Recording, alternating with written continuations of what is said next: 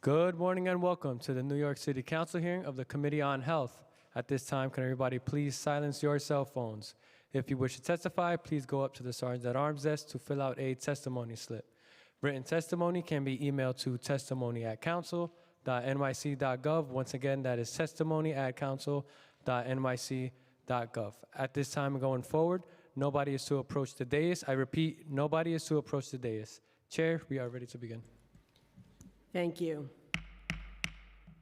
Good morning, everyone.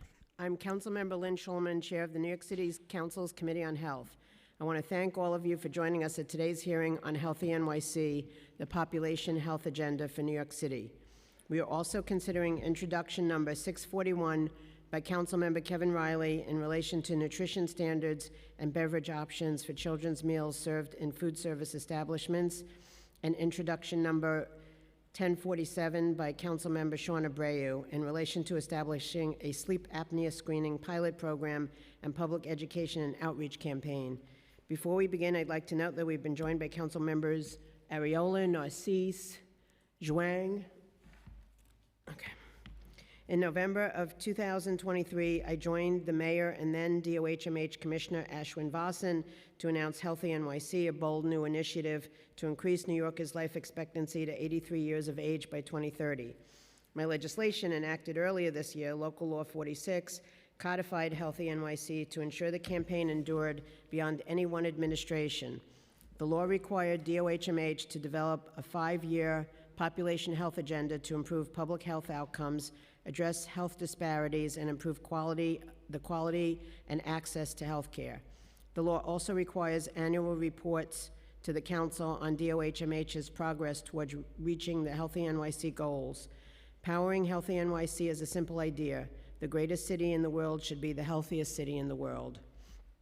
According to the Healthy NYC agenda, life expectancy in New York City, the average number of years a person can expect to live from the time of their birth dropped dramatically from 82.6 years in 2019 to 78 years in 2020. This represented the biggest and fastest drop in lifespan in a century. While the 2024 Healthy NYC Progress Report shows an increase in life expectancy to 81.5 years in 2022 from 80.7 years in 2021, this increase predates the launch of Healthy NYC and still reflects a lower life expectancy than prior to the COVID-19 pandemic. The decrease in life expectancy was not experienced equally among all New Yorkers. Instead, the largest decreases were among Black and Latino New Yorkers. For Black New Yorkers, the COVID-19 pandemic worsened existing health inequities. The Healthy NYC agenda lays out the major drivers of decreased life expectancy in our city: heart and diabetes-related diseases, screenable cancers, COVID-19, substance abuse, homicide, suicide, and pregnancy-associated deaths. Healthy NYC sets ambitious goals to reduce these drivers of decreased life expectancy, leveraging partnerships with healthcare providers, nonprofit organizations, faith-based groups, businesses, academic organizations, and philanthropic organizations to make lasting improvements beyond 2030. As chair of the Committee on Health, I am committed to ensuring that DOHMH has the resources and tools it needs to meet or exceed the Healthy NYC goals. It is imperative that the agency collects and reports detailed metrics and data that chart our progress towards those goals across demographics, and that the city builds durable partnerships with accountability mechanisms in place to transform health outcomes. DOHMH is one of the largest and most respected public health agencies in the world, and with support from this council and from organizations across the city, together, I know we have the resources, the knowledge, and the networks to enhance the health and well-being of all New Yorkers. I have dedicated my personal and professional life to healthcare advocacy, and I have always believed that healthcare is a human right. Now more than ever, the city must recommit itself to an expansive and inclusive approach to public health and healthcare. Healthy NYC is an integral component of this vision, and I look forward to closely collaborating with the administration and Healthy NYC's partner organizations to achieve our goals. Thank you to Acting Commissioner and Chief Medical Officer, Dr. Michelle Morse. We love having you here, by the way, and the DOHMH team who are here today to discuss this critical program. I want to conclude by thanking the committee staff for their work on this hearing, committee counsel Sarah Sucha and Chris Pepe, policy analyst Manor Butt, and the finance staff Danielle Heifetz and Florentine Kabor, as well as my team, Jonathan Boucher, Kevin McAleer, and Abigail Zucker. I'll now turn it over to Councilmember Abreu to make a statement about his legislation being considered today, Introduction 1047. Good morning, and thank you, Chair Shulman, for giving me the opportunity to speak about my bill today. Over a year ago, I was diagnosed with sleep apnea. It all started when a friend heard me snoring and suggested I get tested. A few weeks later, I was officially diagnosed and began treatment. My story isn't unique. Many people discover that they have sleep apnea after a friend or a partner notices them snoring or gasping for air during the night. Sleep apnea affects an estimated 30 million people nationwide, yet approximately 80% of these cases, about 23 million, remain undiagnosed. Based on the data we've been able to find, we suspect that around a quarter of New Yorkers aged 30 to 70 could be living with this condition. In some ways, I'm fortunate. My loud sleep apnea snore alerted those close to me that something was wrong. But not everyone has obvious symptoms. For example, women with sleep apnea are less likely to experience loud snoring as a symptom. Other, less common symptoms of sleep apnea include fatigue, headaches, and unexplained weight gain, and a dry mouth or sore throat. These symptoms can be easily overlooked or mistaken for other issues, but they can take a toll over time, affecting daily life and well-being. Untreated sleep apnea doesn't just affect your physical health. It impacts your mental health and quality of life.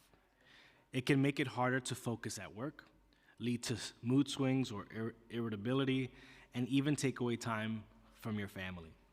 Sleep deprivation caused by sleep apnea can also be dangerous, increasing the risk of accidents, such as falling asleep at the wheel.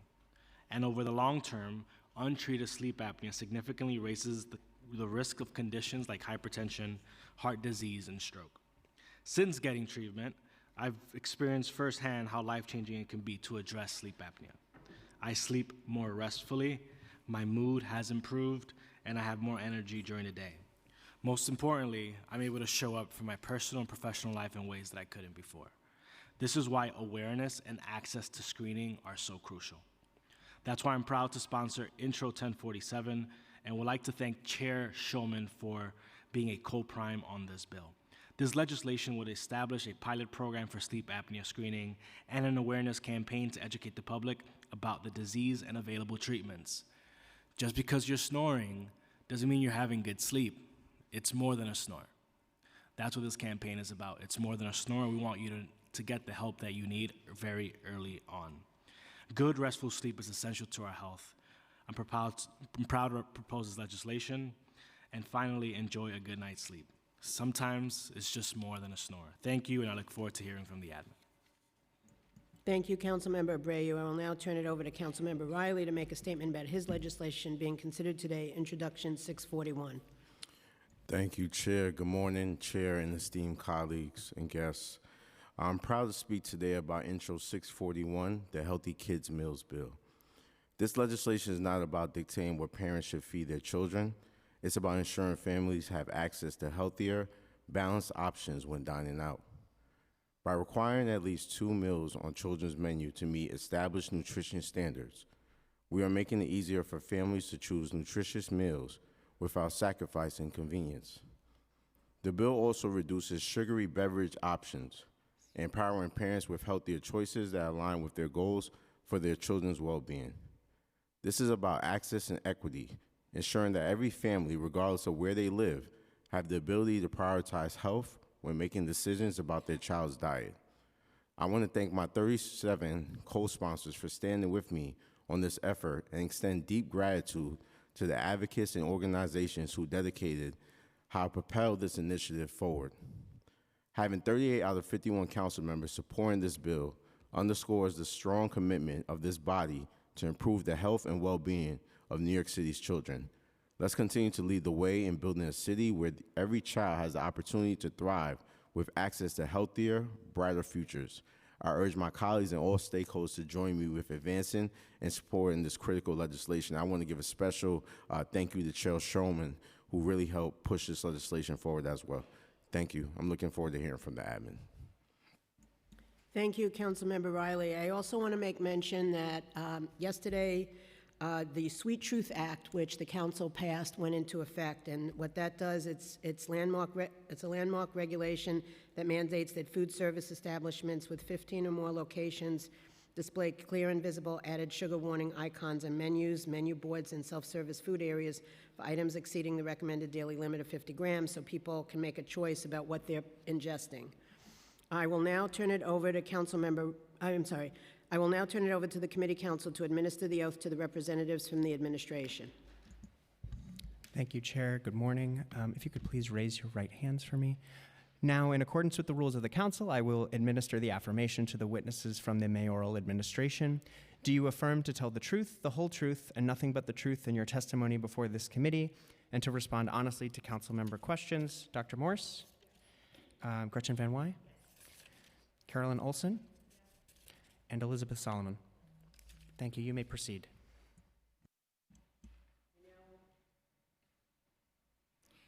Good morning, Chair Schulman and members of the committee.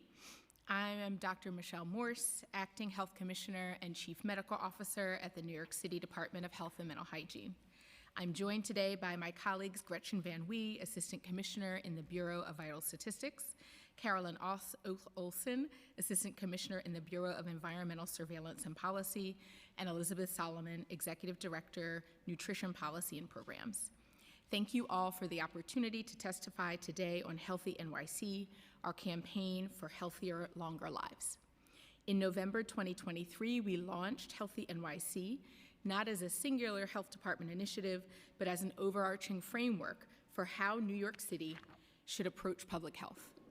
Every piece of our work at the health department and work beyond this agency is in pursuit of a larger shared goal. The increase in life expectancy you see between 2021 and 2022 largely reflects the impact of controlling the COVID-19 pandemic. Our citywide emergency response proved that public health works when there are significant investments and a whole of government response, and Healthy NYC builds on that success. This is public health at work. We've set out to raise the life expectancy of our city to its highest ever level, 83 years by 2030. To achieve that overarching goal, Healthy NYC sets ambitious targets to address the greatest drivers of premature death, including chronic and diet-related diseases, screenable cancers, overdose, suicide, maternal mortality, violence, and COVID-19. As acting health commissioner and as a practicing physician at Health and Hospitals Kings County, I have seen firsthand how these drivers impact New Yorkers. They degrade our health and shorten our lifespans. We're excited to discuss our activities over the last year with you, including the release of our latest data sets, which we announced at our recent Healthy NYC Symposium. I also want to express my gratitude to Speaker Adams, Chair Schulman, and all the members of the City Council who voted to make Healthy NYC a local law. From its inception, Healthy NYC was designed to be an evolving project. By codifying this work, you all helped to ensure that we continue to reevaluate our goals and approaches in accordance with the latest data. You also helped preserve Healthy NYC as a permanent part of the architecture of this city, regardless of changes in administrations and commissioners alike. We appreciate your commitment to this endeavor, and we thank you for working with us to accomplish this goal. By adopting a goal of raising our city's life expectancy, we have committed ourselves to improving a critical measure of society's progress. We're part of a field that has dramatically remade human history. Public health has proven its value time and time again through improvements in sanitation, water infrastructure, vaccinations, and more. And we've been able to extend life expectancy in our city and our country by several decades over the course of history. It's now time to take another leap forward. We're coming off the heels of a pandemic that took years off of our lives. In New York City in particular, life expectancy dropped by nearly 5 years in 2020. We need to recover the years lost and extend life expectancy, which had stagnated for nearly a decade before the pandemic. The New York City Health Department is the oldest and largest health department in the country. We have a staff of over 7,000 people, and we possess both deep public health expertise and a clear commitment to racial equity. The latter has been notably absent from major public health advancements over the course of our history. For instance, reliable access to clean drinking water helped dramatically increase national life expectancy, but access to that water was not and is still not shared equitably. Most places you look in education, housing, and beyond, outcomes across our society are stratified by race and by wealth. This time, as we set out to improve life expectancy, we've resolved to interrupt a long historical pattern of indifference towards racial inequities and unfair access to life-saving treatments. To that end, we have structured our work around 3 distinct pillars. The first is our public campaign, which aims to educate New Yorkers about our work and the resources available to them. The second is our commitment to bring together experts and stakeholders from often siloed sectors, be that public and private, community and government, or public health and clinical care. The last pillar is our recognition that none of this work matters unless we change the way we focus our resources. We're working to ensure that public health interventions with proven success continue to make an impact. The foundation that unifies all 3 of these pillars is equity. We're determined to create and implement targeted health interventions that address the centuries of disinvestment responsible for inequitable health outcomes. In our first year, we have made remarkable progress. We launched our Healthy NYC Partner Program to bring in a diverse set of stakeholders from clinical care, academia, and the private sector. Healthy NYC partners formally join our cause for healthier, longer lives.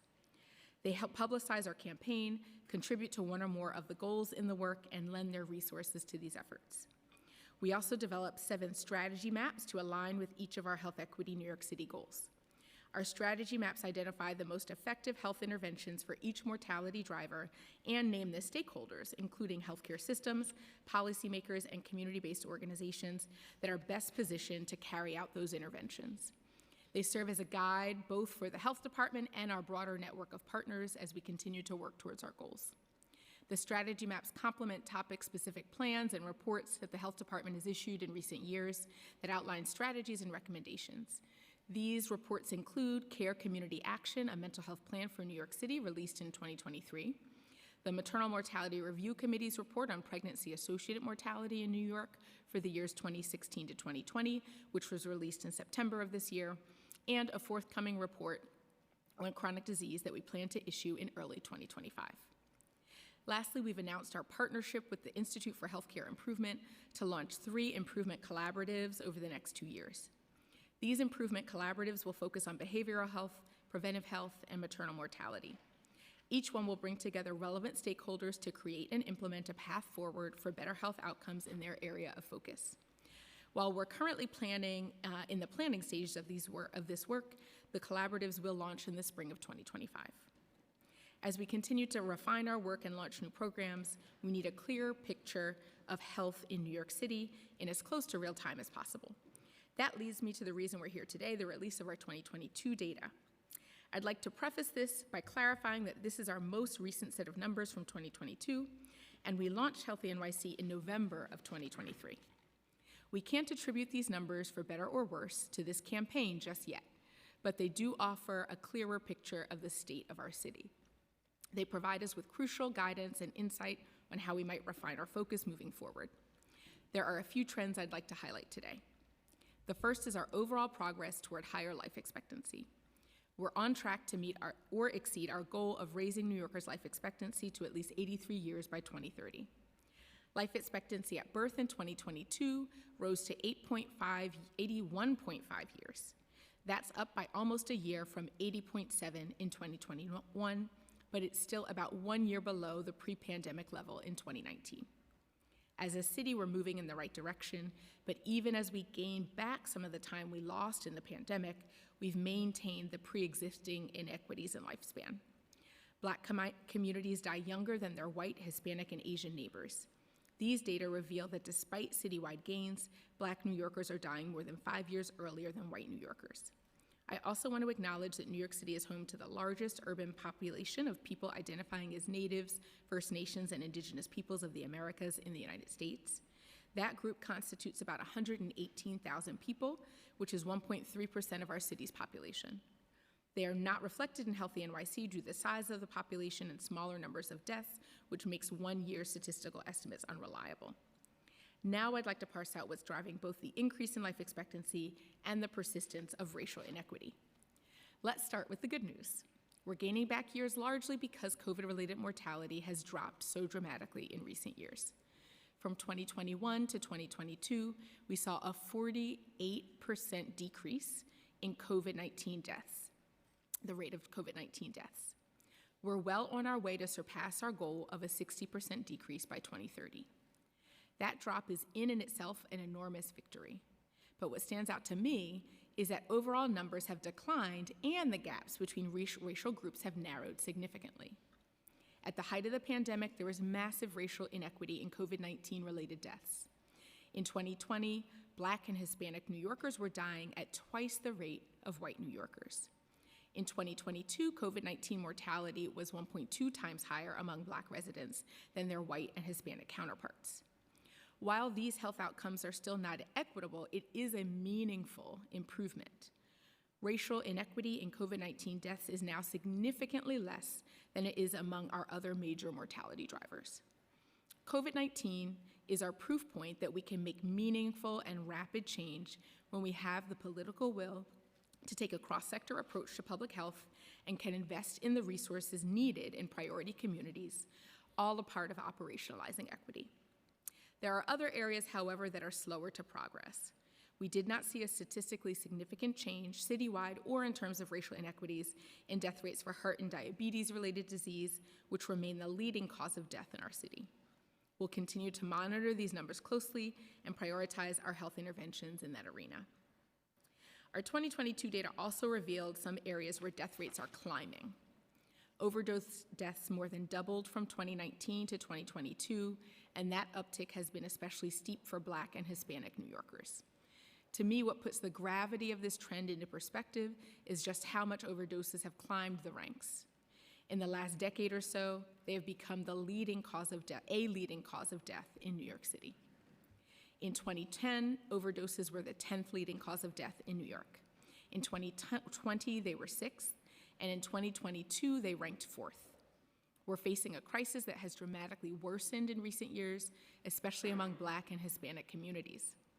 The increased isolation imposed by the pandemic and the influx of often undetected fentanyl in the drug supply have had devastating effects across our city.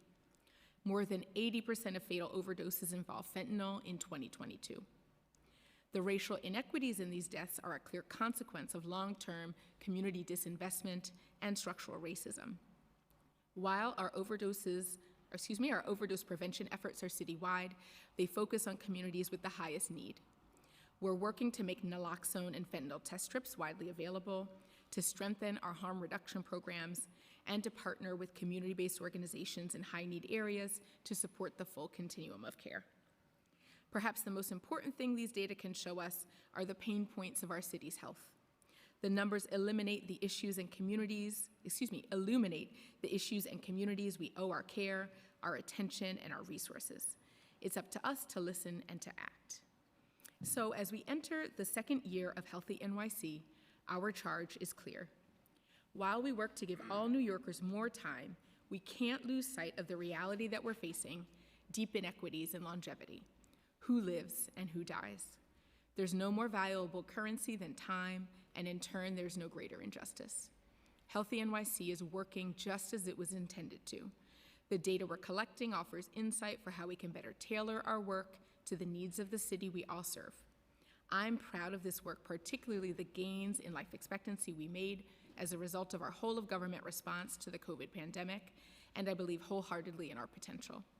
We owe it to New York and to Black New Yorkers in particular to do everything we can do to give them more time with the people they love. We look forward to working with Council as we continue this work, and we thank you for your ongoing partnership. I'll now turn to the legislation that's related to the hearing today.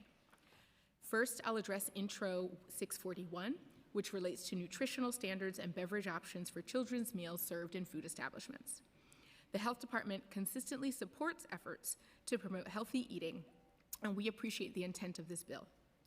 As this bill is currently written, restaurants would not be able to comply with the terms of the legislation, and the Health Department would be unable to enforce it, but we look forward to continuing the conversation with Council on this legislation. I would also like to address Intro 1047, which relates to establishing a sleep apnea screening pilot program and public health and education outreach campaign. The health department does not provide care that requires specialized repeat visits to clinical healthcare facilities and therefore is unable to stand up this type of programming, but our colleagues at Health and Hospitals have submitted written testimony on their sleep apnea program. Thank you again for the opportunity to testify today, and I'm happy to answer any questions. Thank you for the comprehensive testimony, Dr. Morse. So it has been a little over a year since the administration announced the Healthy NYC campaign to increase life expectancy for New Yorkers.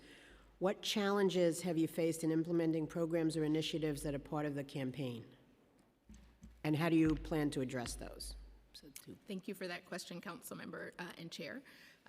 It has been a very powerful learning experience over the past year as we both are even more transparent with data and trends, and as we hone in even more on the 7 main drivers of lowered life expectancy in New York City.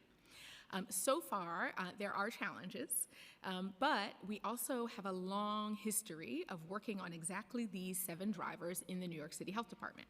We have over 7,000 staff, and much of their work is related to those 7 main drivers of shortening life expectancy, areas that shorten life expectancy. So although we are still learning, I do feel like we're on the right track, and we've learned already how to engage stakeholders, both our sister agencies across government and those external to government, in really rallying around this campaign. I would say that the areas that we need to continue to focus on are what I mentioned. It's very, very powerful to see a near elimination of racial inequities in COVID-19 related deaths with our multi-year whole of government response. And that is a model that we can use to address other areas of concern, like the increase in overdose deaths. So we do have our work cut out for us, but I expect that with our track record in public health of really extending life expectancy in leaps over many decades, that we'll be able to get on track. So you also mentioned in your testimony the 2 areas that are somewhat challenging, cardiovascular health as well as diabetes. Do you have anything in particular that you'd like to maybe do differently and maybe think out of the box a little bit, because it's always been an issue? This is true, Chair. This is a big challenge. And cardiometabolic disease, cardiac and diabetes-related disease has been the #1 cause of death for many, many years outside of the COVID pandemic. So we are familiar with the challenges of addressing chronic disease, and we have more work to do. We're very excited to, in early 2025, be releasing a chronic disease report that focuses on 3 main areas of work. The first is material needs. That's what does someone need to be able to live a healthy life, whether that's housing, transportation, support for buying healthy and nutritious food, those kinds of things. The second area is commercial determinants of health. These are what are the practices of corporations that either facilitate or undermine healthy choices, and that includes areas like alcohol and tobacco and other areas. The third area of focus in our chronic disease report is on healthy living and healthy behaviors. So things like our active design guidelines are one of the areas that's described in the report. So we do have what we think is a really powerful report that's going to set a powerful course forward for some of the work city government can do in preventing and addressing chronic diseases. And as a practicing clinician, I will also say that diabetes and cardiac disease is one of the biggest challenges we face. When I work at Kings County, I see the complications of those chronic diseases in particular every day, and there is more work to do. And then the final thing I'll mention is that we do have a database that allows us to monitor diabetes, both the prevalence of diabetes as well as uncontrolled diabetes across the city. Every year we submit a report to council on that diabetes prevalence, and we look at it by population, we look at it by neighborhood, we look at it by income level.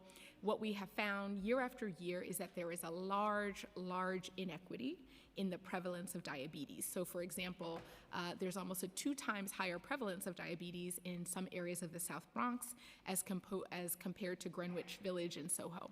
So we know that we need to focus on the neighborhoods where diabetes is a major challenge. We also know that we need to focus on New Yorkers who are living with low wealth. The gap in diabetes prevalence for the highest wealth neighborhoods as compared to the lowest wealth neighborhoods is significant. So those are the kinds of data that help guide the health department in deciding where to implement programs, where to focus our resources, and how to engage with New Yorkers experiencing complications from diabetes. Yeah, offline, I want to have a conversation with you, because we're getting into budget season, about what maybe we can do beyond the normal course of business. The other is that I just wanted to ask you, and this is just out of the box, so I don't know if you're aware, NIH is doing this massive study right now about individual health diets for individuals based on their metabolism, and they have it was on one of the news shows, either CBS This Morning or something like that, where they have people who have volunteered and they live on campus where they're doing this, and they have them eat certain meals, and it's geared towards their exact makeup, their genetic makeup, their all kinds of things. So it's an individual diet for folks. And it's a massive study. I don't know, I mean, you know, the administration's coming to an end. I don't know if they're going to continue it or not, but maybe it's something to take a look at. Well, Council Chair Shulman, we would, number one, love to continue the conversation about what we can do to better address diabetes offline, and we will look into this study. I'll also say that in addition to that study, which I'm sure will be very informative, we also know that things like guaranteed basic income for New Yorkers who are experiencing diabetes and complications, as well as other innovative approaches to address material needs, access to healthy and nutritious foods, all of those kinds of things would make a big difference. So we look forward to that conversation. And I also think that if we can make it easier for people to take care of themselves, I think that would be helpful too, which feeds into a lot of what you discussed. How are you working with H&H on all of these things? Thank you for that question. And we completely agree with you that part of the goal in Healthy NYC and our focus on chronic diseases is to make the healthiest choices the default and easy and accessible choice for New Yorkers. One of the really important ways that we do that in the New York City Health Department, and that is directly in partnership with Health and Hospitals, is we do have very extensive programs helping to enroll New Yorkers in health insurance. And part of the reason that that is important is because having all of your preventative care, your screenings for cancer and otherwise, all of those kinds of things are even more accessible and easier to access with health insurance. So we do continue to partner with lots of stakeholders across the city for enrollment for all New Yorkers who are eligible in health insurance. And we also work with Health and Hospitals on NYC Cares, which is their healthcare access program for people who don't qualify for other health insurance forms. We specifically also work with them on a program called Groceries to Go, which really also tries to ensure that New Yorkers who are food insecure or nutrition insecure have an easier way to access the food and healthy food as well that they need. I believe that's fully funded now, as a matter of fact. For this year, it is For this year, yes. So the other thing that I just also want to mention is I'd like to see at some point a collaboration of H&H, DOHMH, and maybe some of the pharmaceutical companies, because they have a lot of things in the works in terms of groundbreaking treatment for, so as an example, I have high blood pressure, and I don't do well on the medications, but there's a drug in stage 2 testing that it's an injection that you would get once every 6 months, and it's had good results so far. I mean, it's another 2 or 3 years before it's on the market. But if there's a way for us to get folks into some of those maybe clinical trials, or see if there's a way once something is out on the market and FDA approved that we have access to it. So I just want to make that suggestion, because that's much better than taking a pill that has side effects and everything else. We are happy to work with Health and Hospitals on access to drugs that address hypertension. We also know that the prevalence of hypertension for adult New Yorkers is upwards of 30 to 40%, depending on the population you look at. And so we know that high blood pressure is a major issue we need to continue to address. It's part of Healthy NYC, and we have a program called Take the Pressure Off that's really geared towards specifically doing that, increasing access to blood pressure cuffs, to treatment, and also, I would also mention, of course, the health department's track record in salt labels and labeling food that has a high content of salt, which we know also is a contributor to lots of chronic diseases, including hypertension. And thank you. I'm just thinking out of the box and into the next century. The council received the first annual progress report on Healthy NYC last week, which is required by my bill, Local Law 46. The report submitted only includes data through 2022, a year before the program's launch. You mentioned this in your testimony, but recognizing that this data provides a limited baseline, when will DOHMH have access to more comprehensive data prior to the publication of the annual report due next September? Thank you for that, Member Chair. Question, Chair Shulman. We are doing a lot of work internally in the health department to have access to even more timely data. We do think Healthy NYC is a motivating and mobilizing framework that allows us to have even more timely data and be even more transparent about that data. We are working already on really getting things ready for our annual report. And I would also just note that even though 2022 data feels perhaps maybe not quite as timely, it really is giving us a sense of the trends, and we are happy to see the trends towards increasing life expectancy in 2022. I may just ask my colleague, Assistant Commissioner Gretchen Van Wee, to also weigh in on this specific question. Hi. Hi. Yes, as the commissioner mentioned, we are doing everything we can to prepare the data and have it released in a more timely fashion. It is something that we're very much committed to at the agency. Of course, trying to balance the need to get the data out quickly as possible while making sure it's complete enough to send a proper signal. If there's a way that we can see some data or a little bit of data at the council level before next September, that would be great. Just to see what the trends are and everything else, not to hold you totally accountable to it, but that would be great. So when you had the Healthy NYC Symposium, which I attended, you showed, there were a couple of maps there that you showed. Are those in the report, those maps? Were they included? I'm not sure that they were.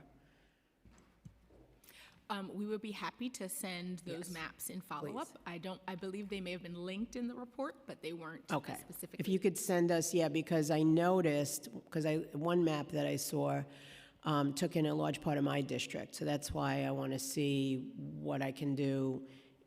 And the other thing, too, is to take advantage of each of us as council members in terms of our particular districts. We may be able to help with a number of things. And which brings me to the partnerships and community engagement. The Healthy NYC Annual Report highlights the importance of partnerships in achieving the campaign's goals.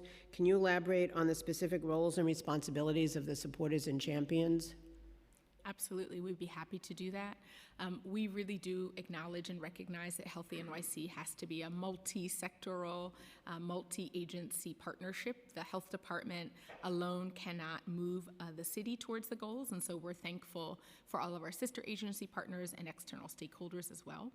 There's two categories of external partners for Healthy NYC. There's a supporter category, and there's also a champion category. We now have almost 30 champions and supporters signed up for Healthy NYC, and we continue to bring in new champions and supporters as the campaign continues. So I expect that number to be even higher the next time I'm here to testify in front of council. I would also just acknowledge that some of those partners include organizations that have been doing this work for quite some time, including the American Cancer Society, the American Heart Association, and many others. And so we're thankful to have partners like them, again, knowing that the more we can get all of the rows rowing in the same direction across society and across sectors, the more likely we are to achieve our goal of extending life expectancy to at least 83 years by 2030. What's the difference between a supporter and a champion? Supporters are really helping to get the message out across their partnerships. They're thinking as employers often about what they can specifically do in their own realm. And champions are really choosing to focus on one particular issue or one particular commitment that they're making, and often involve resources from that organization as well.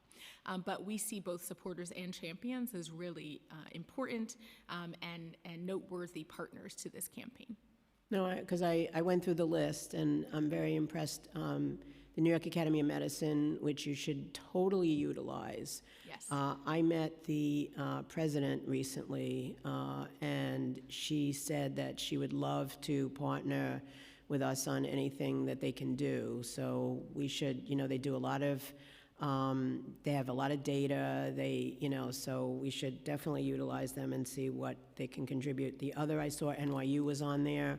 Again, these are also institutions that have clinical trials for many things that we should talk to them about, and they want to, they want to contribute. I mean, I've spoken to a lot of them. A number of people have approached me. So if there's any way that I can help in that regard, we can talk about that. I noticed H&H was not on the list. Is there a reason for that, or? H&H is definitely a partner for Healthy NYC. They've been involved in many different ways, whether it's data or partnership in other ways. And I will also acknowledge, NIAM and the President Ann Kurth have been great partners to us already. They hosted our September 25th symposium on addressing maternal health and are partnering with us on multiple different research and other types of investigations. I will say the clinical trials piece that you just raised, Chair Schulman, is really important.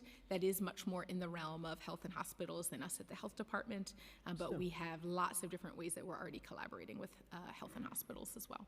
Okay, no, I appreciate that. And I also wanted to ask you, I know you mentioned the opioid deaths and fentanyl. Can you give us an update on the status of the opioid settlement money? Because that seems to be a little bit nebulous.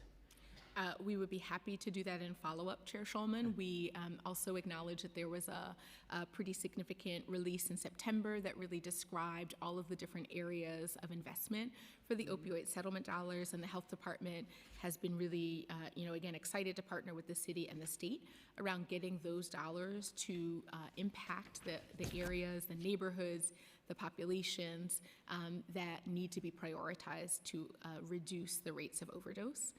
I'll also mention that just in the first 3 quarters of 2024, the health department has distributed over 220,000 naloxone kits, which is much, much larger than last year. And there are other areas of focus for us, including the Relay program, increasing access to medically assisted treatment, and many other programs, including syringe exchange, that really are what we would consider extremely high impact public health programs to address the overdose epidemic. And I did see that the Office of the Chief Medical Examiner was at the symposium, and I presume you guys work with them as well, because that's very important. I know that their data and what they see is part of the mix here.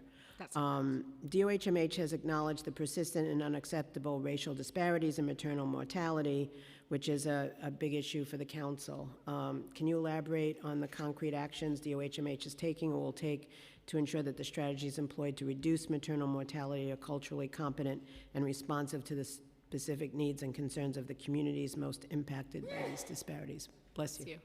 Absolutely. This is a huge priority for us.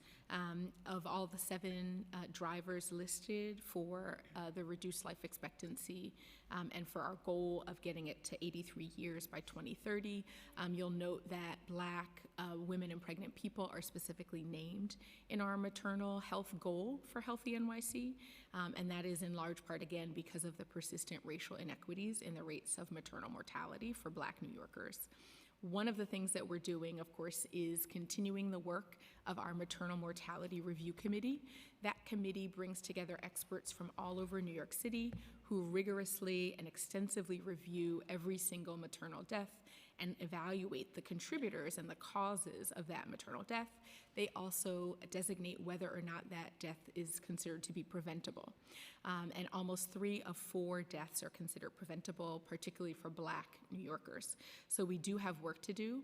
The MMRC's report that was released this September lists out over 25 recommendations across really most sectors. So healthcare, policymakers, community-based organizations, health departments, and many other stakeholders, there are recommendations for each of those groups on how they can contribute towards protecting the lives of pregnant people and reducing the rates of mortality.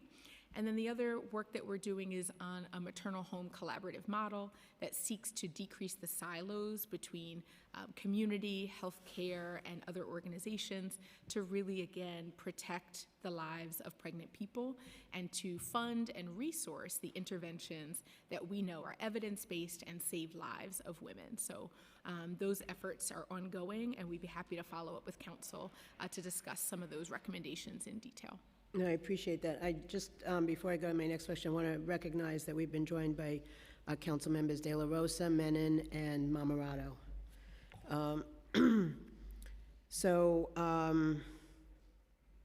DOHMH states that its goal of Healthy NYC is to reduce homicide deaths by 30% by 2030 by investing in communities much impacted by violence.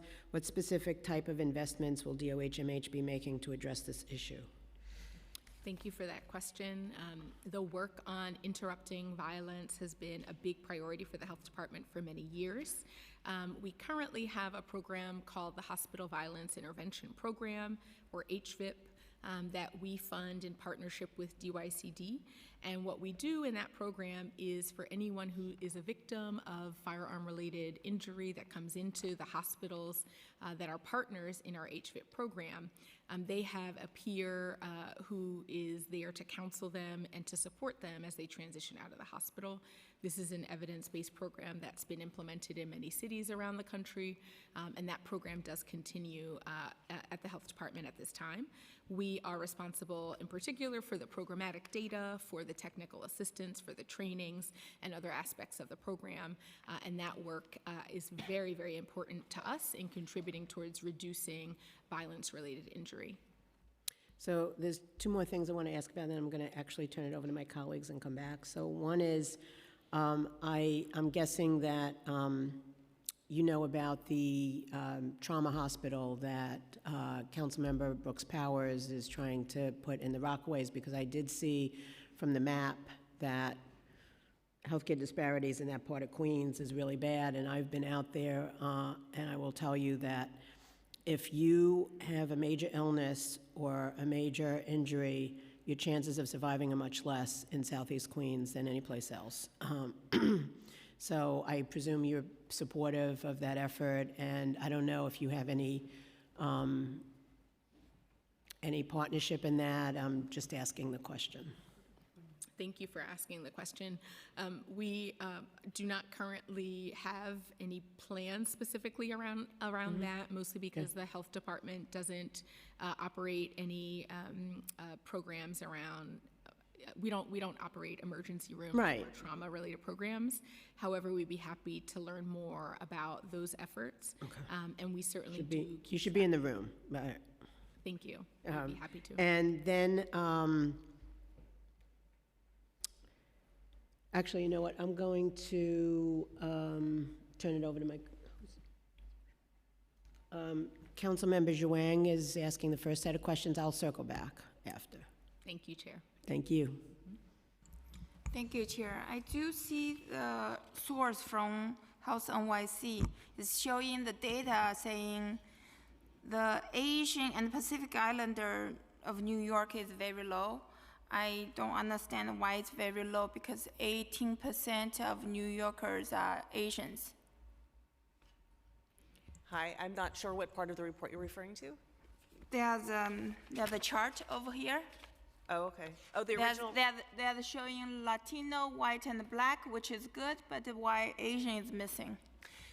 Thank you for bringing this up. In the most recent data that we've prepared, we were able to calculate life expectancy for the Asian population. And so that is a change we've been able to make going forward. Okay, so what's the data now? Like, what's the life expectancy? The life expectancy among Asians in New York City is the highest. It's 86 years. Okay. Okay, and also recently I see on a news saying a new study point out that among Asian groups in United States, Chinese Americans have the highest lung cancer death rate. Probably around 2,300 people died from lung cancer in New York City each year, and about 4,400 people are newly diagnosed with lung cancer. Did you guys do any study about any lung cancer? We'd be happy to share some more of that specific data with you in follow-up. We have been looking specifically at screenable cancers as part of the Healthy NYC goal. Lung cancer is one of those screenable cancers. And so part of our effort has really been to increase access to CT scan screening for lung cancer and to make sure that we're doing so in a way, again, that is equitable. What we have seen so far, to my knowledge, is that the rate of lung cancer deaths is the highest for men and is the highest for Black people in New York City. But we would be happy to follow up with you to understand a little bit better, perhaps in your district, what the access to lung cancer screening is, and if there are any additional efforts that we could do to make sure that education around access to lung cancer screening is supported as well. Thank you, Commissioner, and I'm very happy you said you guys doing data analysis by district, by areas. I do think my area don't get enough resources about screening program. It's very hard for the community, especially immigrant community, doesn't speak the language, doesn't have the resource, doesn't know where to go to find help. So I hope you guys can put more resources in our neighborhood.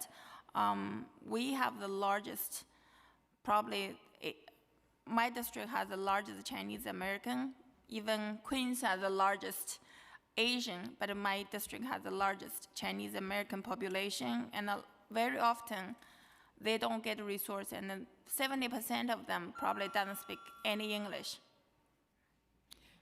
Thank you so much, Council Member. Yes, we do have resources on qualifying for lung cancer screening in multiple languages, and we have several different resources in that realm that we could share with you in follow-up, and we'd be happy to talk more about how we can partner on those efforts for prevention. Thank you, and I will follow up with you also. Thank you.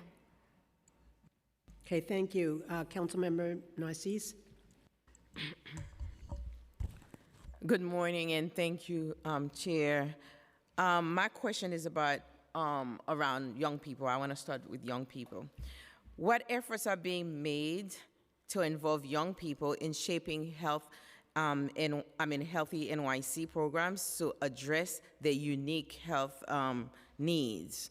And one of the things, too, before you answer that question, I don't see enough teaching being done around the schools, because if you want to change the future, you have to involve young people, and I have not seen that enough around our city. Can you answer the question I asked? Thank you so much for the question, Chair Narcisse. On the first question about how are we engaging youth, one of the areas that we're focusing on right now is youth mental health. And so we have a number of surveys, town halls, and programs that are really focused on engaging New York City youth around their mental health and behavioral health needs, their risks of suicide and drug use, and a number of other areas. And our mental hygiene division has been really leading the way in some of that work, again, both through surveys and surveillance, as well as direct engagement of youth for their own ideas about how we can best partner and support them. In terms of your second question around how we engage New York City public schools, there are a few different ways that we do that. One of the areas of focus is in asthma programming, where we partner with school nurses and asthma counselors in multiple different schools across the city. Although we would love to be able to do it in more schools, we are doing that work in schools that have high rates of asthma, and that is one of the areas of focus for us. We also, of course, have a number of sexual health areas of focus within our schools as well.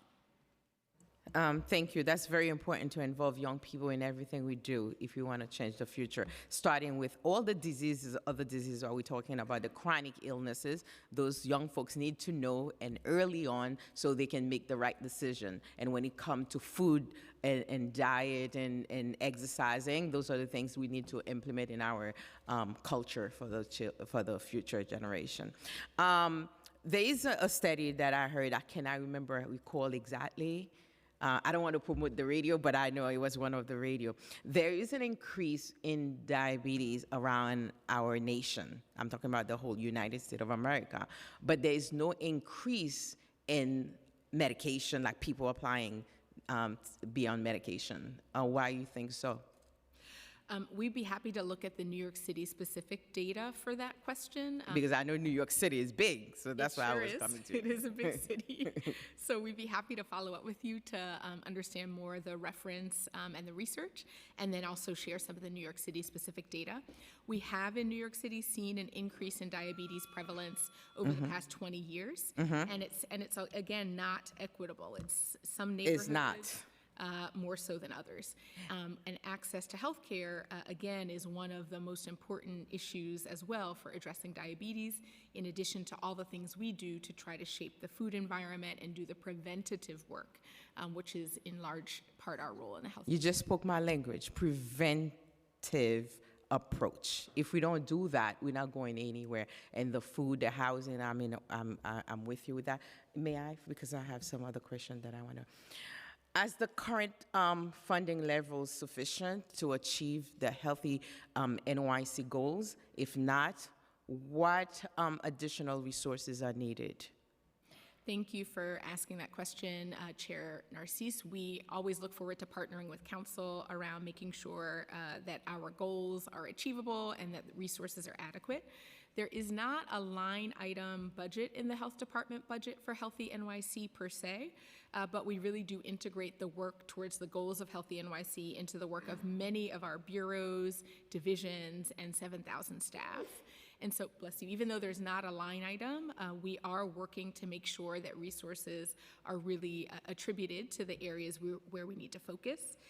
I will mention one of our bureaus, the Chronic Disease Bureau. The budget of that bureau is about $17 million per year. And we have other bureaus that we can follow up with you as well that really align with the 7 goals of Healthy NYC. So we're doing our best to make sure that we have that we use the resources we have and align them with the 7 drivers of lowered life expectancy so that we get to 83 years by 2030. Okay, what public education campaigns are being conducted to increase awareness of a Healthy NYC programs, if so? Please Thank share. you for that question. Yes, last spring we did do a public-facing campaign around Healthy NYC. It included videos, social media, and other types of communications tools to get the word out to the public across New York City about Healthy NYC and the things that contribute towards health and longevity in the city. So that campaign was last spring. Do you share that with the Department of Education? Those videos, because that's when I'm bringing those young folks back. We can follow up with you about where those campaign tools and resources were shared. But my understanding was that was much more of a general public-facing campaign, not targeted to any particular institution. Okay. Can you provide specific examples of community feedback that have shaped or altered the direction of Healthy NYC? Thank you so much for that question. I think we have more work to do in that realm, but we do have several approaches that we use to get feedback from communities directly about Healthy NYC. So some of that happens in advisory councils or community board meetings that we attend. Some of that also happens in regular meetings with some of our community-based partners. And then we also did have, for several years, a very lengthy community engagement process across the city where we really asked New Yorkers specifically what their priorities were for healthy, for their own health, and that did contribute in some ways to the development of Healthy NYC. The last thing that I'll just mention in this particular realm is we do hope to do more community engagement going forward around Healthy NYC, and some of our champions and supporters for Healthy NYC are community-based organizations as well.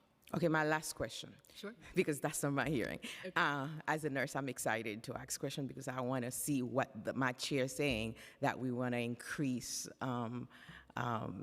the age, like when we're talking about Black and brown community. We have to play catch up all the time, and if we can change that, so that's the reason I'm always excited to see you and see all the people that are doing the work. The last one is on the survey. Is any active survey going around for the community that we see in the most deficit, and how can we address those if you have those survey results? Thank you so much for that question. You are speaking public health. We really appreciate, we find our surveys and community engagement work to be so critical for shaping our work.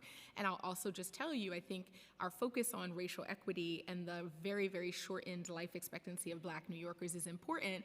I also want to make sure we acknowledge that that is not the fault of Black New Yorkers, that there are policy choices, resources, investments, et cetera.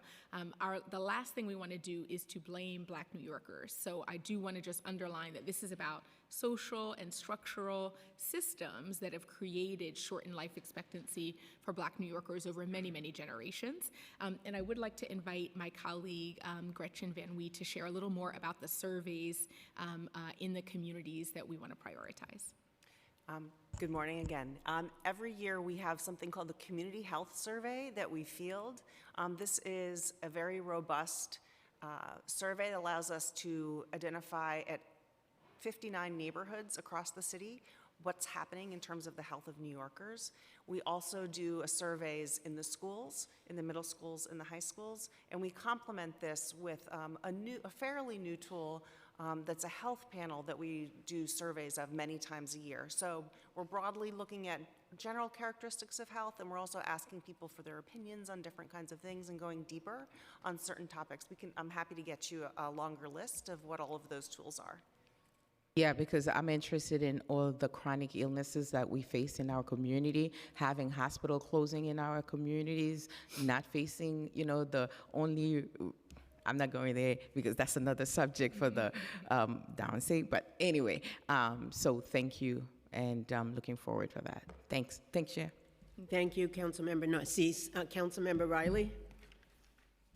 Thank you, Chair Shulman. How you doing, Commissioner? So I just want to piggyback off of Councilmember Narcisse, and happy to hear about the surveys.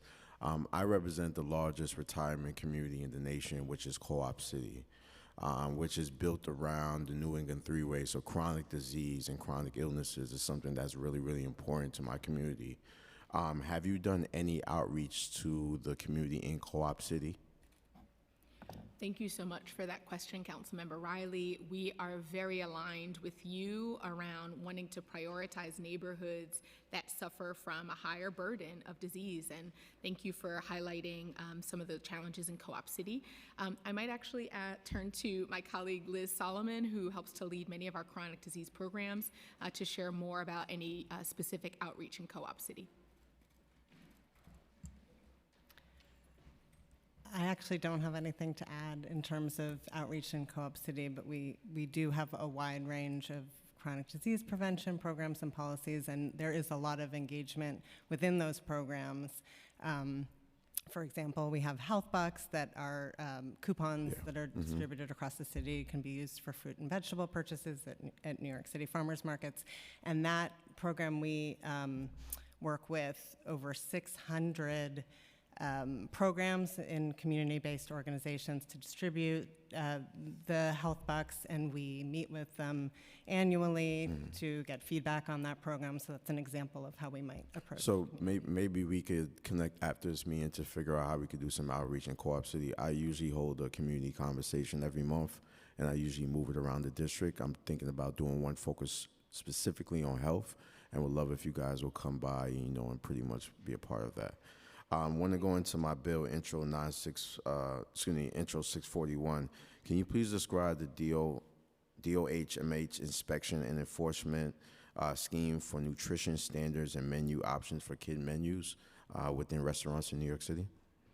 Thank you so much for the question, Council Member. We do have a series of regulatory and other responsibilities around monitoring the food environment for children, for DOE and other sister agencies. This one I'm going to also pass to my colleague Liz Solomon to describe a little more in detail how we do that work.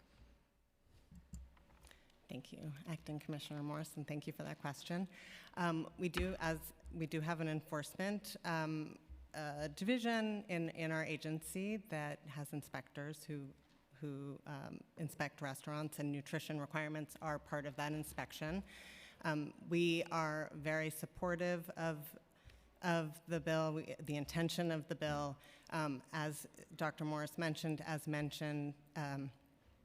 written, the bill is not enforceable from the health department, and restaurants really would not be able to comply with it. Chair, if I may. Chair Schulman? May I? Thank you. Can you explain the enforcement concerns with this legislation that you have? Yes, the data needed for both for enforcement is not required to be disclosed by all restaurants per FDA rules. So the health department would not have the data to enforce the bill. Is there any additional resources, if any, that could be implemented in this legislation for it to move forward? Well, we would love to continue to work with council to amend the bill, to consider ways that we can work together to support child nutrition in the restaurant setting and support access for healthy meals for children. Okay. Can we follow up as soon as possible to discuss? We would love to follow up with further conversation. And my last question, Commissioner, you spoke about fentanyl test strips, I believe. Could you please describe the timeline on that and the substances that you could utilize those test strips on? Absolutely. We'd be happy to follow up with more details or ways in which community partners can request those fentanyl test strips. They're specific for fentanyl. There are other more advanced and extensive test strips that we can also offer in unique cases, but we'd be happy to follow up with you offline about access to those as well as to naloxone. Thank you so much. Thank you, Chair. Councilmember Abreu. Thank you so much, Chair Schulman. Thank you, Commissioner, for testifying today. I have a question. Do you have the number of New Yorkers who are currently living with sleep apnea? Thank you so much for the question, Councilmember Abreu. That is not data that we currently track closely or are required to track by any means. The data on the prevalence of sleep apnea is difficult to access for a number of reasons, particularly because we are not a health care organization specifically that looks at those data in the way that you may be requesting. However, there is certainly there are a number of different ways in which we do look at other chronic diseases across the city, but we do not currently look at sleep apnea prevalence. I think that the fact that the Department of Health as an agency doesn't have data on sleep apnea speaks to the level of inattention that there has been to sleep apnea in New York City for a very long time. And that's why this bill, our campaign about this being more than a snore is very important. I think that folks don't tend to realize that when they're asleep and they're snoring, you usually think, oh, I had a good sleep, I was snoring all night. No. Not having air get through to the places, not having oxygen to your brain, or having air get blocked through the passageways can have very serious debilitating consequences. And as a city, I think that we need to have this data, and not only have this data, use it to inform intervention. And that's why we're doing a bill that would provide a free screening for New Yorkers who are uninsured or whose insurance would require them to pay $100 or more out of pocket. I want to thank you for the feedback. While I understand that DOHMH may not directly have access to clinical testing, our bill envisions a program that works with H&H or other contracted parties to make this pilot possible and reach uninsured and underinsured New Yorkers. So I certainly hope we can discuss how to make this possible, especially as we gear up for another budget cycle in the coming months. But I wanted to ask one last question, is whether there are current initiatives by DOHMH or informational materials available by DOHMH that discuss sleep apnea and risks associated with sleep apnea. Thank you for the question. I'll start by saying, I am a practicing internal medicine physician. I've been practicing for over 15 years in multiple cities, it is very, very common to unfortunately see sleep apnea as a condition that patients may come into the hospital with. It may contribute to high blood pressure and to all the other complications that you referenced. So as a clinician, it is a disease that I take extremely seriously. Because it is a complex disease to diagnose and to treat, it really is best addressed as a part of an integrated healthcare delivery system. And the reason I say that is because often folks who have sleep apnea may have other health issues as well that need to be screened for and addressed. I don't know if that's the case for you, council member, but that is the case often for older folks in particular. They may have other coexisting chronic conditions that need to be addressed. And so kind of, doing the screening for sleep apnea in isolation without access to all the other healthcare delivery tools that are really needed to best address the needs of those patients is not ideal from our perspective. But I would orient you towards the really clear testimony that Health and Hospitals submitted. They do have a sleep apnea program that is currently implemented across 5 hospitals in Health and Hospitals. 5 of the 11 hospitals in the Health and Hospital system, and we do really feel that this is a healthcare best addressed by the healthcare delivery system rather than by us at the health department to make sure it's a comprehensive program. So, sorry, you didn't answer my question.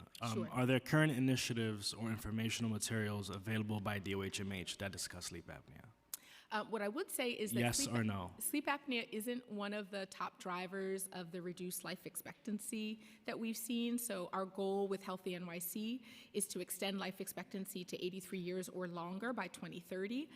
The 7 drivers really are the ones that are the top drivers of shortened life expectancy.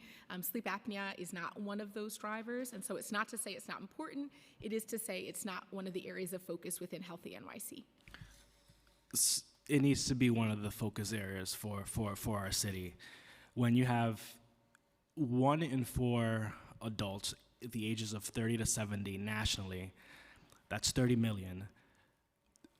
23 million of those 30 million don't realize that they have sleep apnea. If we were to apply those national standards to New York City, that would result in 1.6 million New Yorkers. 1.6 million New Yorkers potentially could be living with sleep apnea right now. It can result in stroke, hypertension. If those are things that we can't even get the basic data for as a city, I think that is very concerning for us.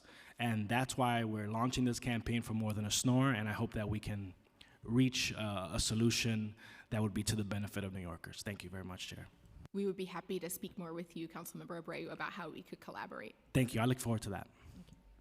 Thank you. Councilmember Marmorato? Thank you, Chair. So as a mom of an 8-year-old who has very limited food options, chicken fingers and pasta with butter, and culturally, most of my restaurants in my district are Italian restaurants, so those are really our only options. I just want to know when 641 passes, how are you going to roll out information to, what's going to be the outreach to these restaurants? Are you going to send them pamphlets or do some kind of email outreach just to educate them on other options? What is that kind of looking like? Thank you for the question, Councilmember. I'll pass this one to my colleague, Liz Solomon. Thank you for the question. We typically provide education for restaurants for when we first post a rule.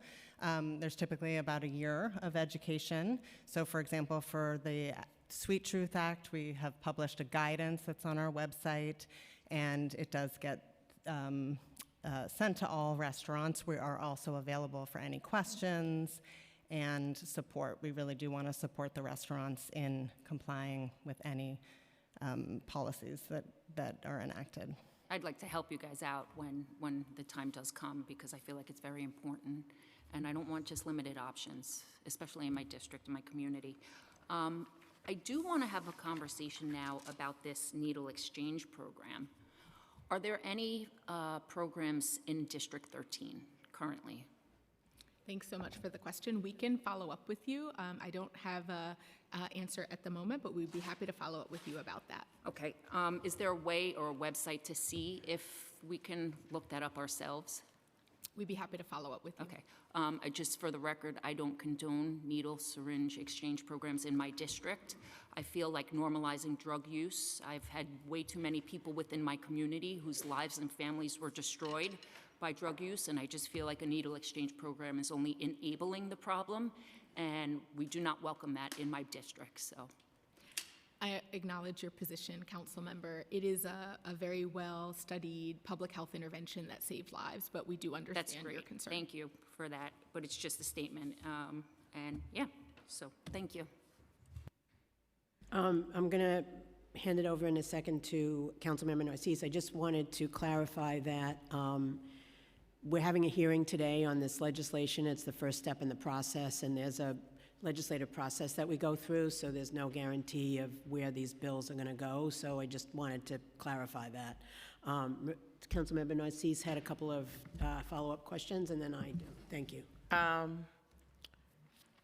One of the things that we always talk about, right, in healthcare, hypertension is a big thing for us, right?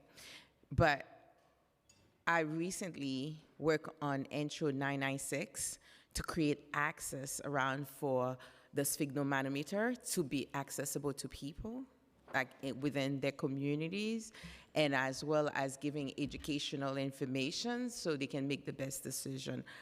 How you see that bill going, and how that can be helpful in the process of preventive care. Thank you for the question, Chair. We would be happy to follow up with you offline about Intro 996. We do have guidance from the Health Department about taking home blood pressure, how to do so, how to collaborate with your primary care doctor. So this is an area that we have worked on in the past, but we'd be happy to follow up separately about that specific bill. Okay. One of the things that caught my attention in your statement, through improvements in sanitation, that's how you're going to improve our life expectancy, right? Improvement in sanitation, water infrastructure, and vaccinations. With what's going on, the narrative that's going around right now more than ever in our country, and bring it to New York City, how you see that going to affect us for people that against vaccinations? Thank you for the question. We did, experience a lot of that during the COVID pandemic. There are lots of different communities who have different perspectives on the value of certain public health interventions. For our current Healthy NYC campaign and the 7 main drivers of shortened life expectancy, we do have a number of different interventions that we think are the real path forward for improving life expectancy. And COVID vaccines, flu vaccines, other, effective and safe public health interventions are definitely a part of what we will continue to support across New York City to protect the health of New Yorkers. And so, our perspective again is that the COVID vaccine, flu vaccines, these are safe and effective interventions to protect the health of the public during respiratory viral season and beyond.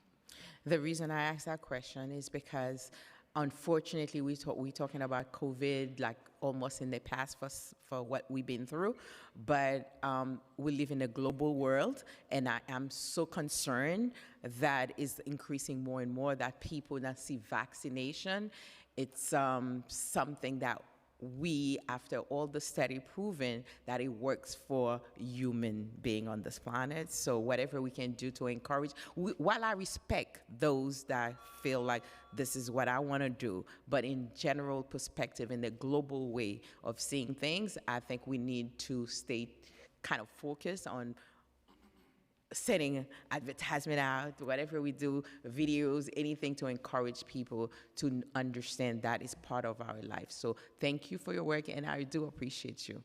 Thank you. Thank you. Okay, I just wanted to ask a couple of follow-up questions. One is the 7 strategy maps developed by DOHMH, and you mentioned, it's mentioned, are those public or are those just given to us? Thank you for that question. We are just finalizing the strategy maps, and they will be publicly available in the coming weeks. Okay, I appreciate that. Let us know. And also, just a quick follow-up on Councilmember Narcisse's question. In general, Healthy NYC and the new administration that's coming in, is there any special thinking around that, or just to make sure that Healthy NYC, that we're able to move forward with plans that we have? I mean, just as a general thought about that. Our perspective is that Healthy NYC really is an evidence-based and a data-driven approach for how we improve life expectancy across New York City. We definitely see it was envisioned as an initiative and a framework that would transcend, administrations, because it is a long-term goal. And so our plan is to continue to partner with all of our stakeholders around advancing the goals of Healthy NYC and really achieving that goal of 83 years by 2030. Because one of the issues, I know that part of Healthy NYC is surveillance, and plus there's some issues around HN51. I'm not going to get into a whole thing around that, but at some point we will. But the federal government may pull back on surveillance. I mean, I just want to make sure that New York City is inoculated about some of the negative impacts that may occur. So. Thank you for raising that question, Chair Schulman. We'd be happy to talk more offline around plans around the new federal administration transitioning in. From our perspective, again, we are prepared to continue to push forward with the goals of Healthy NYC, and we know that the science and public health values that helped us to set those goals will still be true, and that the interventions that we have worked on developing and the strategy maps and beyond will still be the evidence-based interventions that get us to our goal of 83 years by 2030. So I do have something I want to say, but I want to first acknowledge two things. One is acknowledge we've been joined by Councilmember Feliz, and he has a question. So let him ask a question now, come back. And Thank you. Thank you so much, Chair, for this hearing. So a few questions, somewhat unrelated to the two bills before us today. So I have a few questions about, and I guess I'll be following up with Councilmember Morato's questions. A few questions about the needle exchange programs managed by the Department of Health. And I'm asking these questions because there's a few needle exchange programs in my district. These exchange programs are life-saving, but we need to make sure we're placing them in a way that, in areas where it's responsible to place them at. If we know that having these programs could create issues in the community, why place them in front of a children's library or in front of a children's playground when we know the overall result is having hundreds of needles every single day in that surrounding community?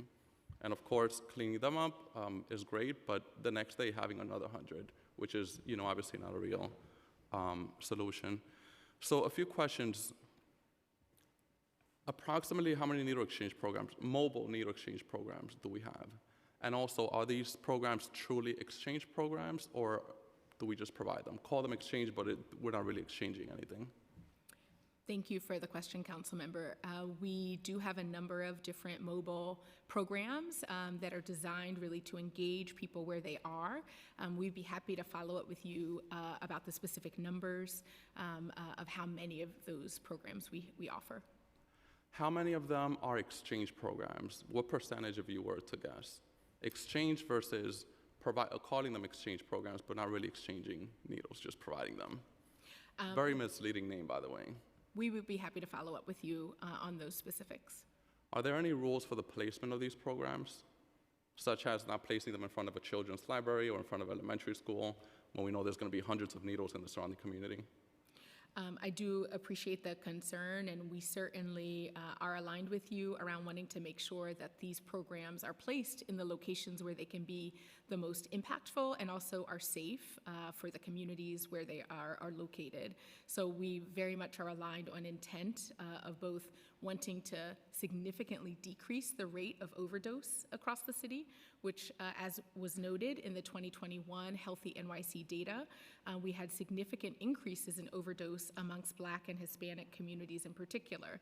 And so we want to change that trend, and we know that we need to implement interventions that are going to be life-saving, and do so in a way that is safe for the public. So we're aligned with you in terms of the intent and in terms of achieving the Healthy NYC goal. We'd be happy to follow up with you about any specifics around the proportion of what kind of programs we offer for overdose prevention. Yeah, and I guess to be clear, I agree these programs are life-saving, but I guess my points are about the placement of these programs. If we know placing them in certain areas will bring hundreds of needles on a daily basis, why place them in front of a children's playground or in front of a children's library or elementary school? If I could just ask 2 to 3 more questions briefly. 2 more, okay, cool, that's fair. Do you think there should be rules on the placement of these programs, such as not placing them in front of a children's playground? Or do you think that's good policy to place it in front of a children's playground? I would be happy to follow up with more specifics on the rules that decide. But the where question is, do you programs- think there should be rules on the placement of these programs? Or do you think it's good policy, for example, to place it in front of a children's playground? We do partner closely with the state and OASAS on both certification of the programs that are intended to reduce overdose and increase access to medically assisted treatment. And so we do partner with our state colleagues on some of that. We would have to follow up with you on any of the specifics about how placement of the programs happens. And final question, what are some of the problems that are foreseeable if we have them in front of a children's playground or in front of a children's library or elementary school? Do you see any public health crisis-related problems that could be created? I do think that there are significant public and general safety concerns if we continue to have such high rates of overdose for But on the New placement, Yorkers. not on the issue, on the placement of these programs. And I think the best thing that I can offer at this point is to follow up with you about any specific programs that are placed in locations that you're concerned about, and share more information with you directly about how that process happens. All right, thank you. Thank you so much for the information. And again, I look forward to talking about, chatting, I guess, offline. Thank you, Chair, for the additional questions. Chatting offline about needle exchange programs, not only in front of the Bronx Library Center in my district. Over 500 unaccompanied minors visited every single day. Also in East Tremont, a needle exchange program Councilmember. literally right in front of a children's playground. It is irresponsible and mind-boggling, and I expect better from health experts. Okay, thank you. So I want to say thank you for Healthy NYC is off to a good start. I look forward to even greater accomplishments along the way. At a previous hearing, I said something, I'm going to reiterate it here, that you've set the bar for your colleagues in other agencies because you come very well prepared, even for things that are not necessarily on the agenda, so I want to say that. I want to thank the mayor for his commitment to healthcare, and I want to particularly thank Deputy Mayor Ann Williams-Isom for her dedication and devotion to and passion for health. So with that, thank you. We're going to take a 5-minute recess and then do the public hearing. Thank you. Thank you.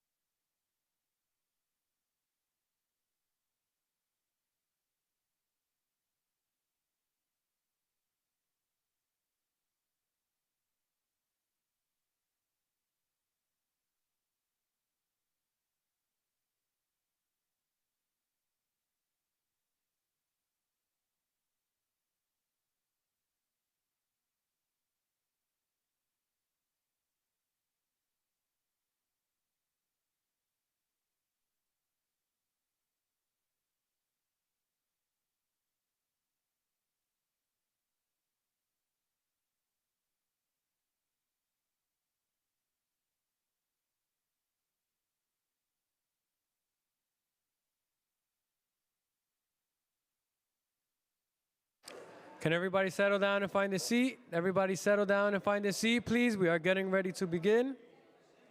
Everybody settle down and find a seat, please.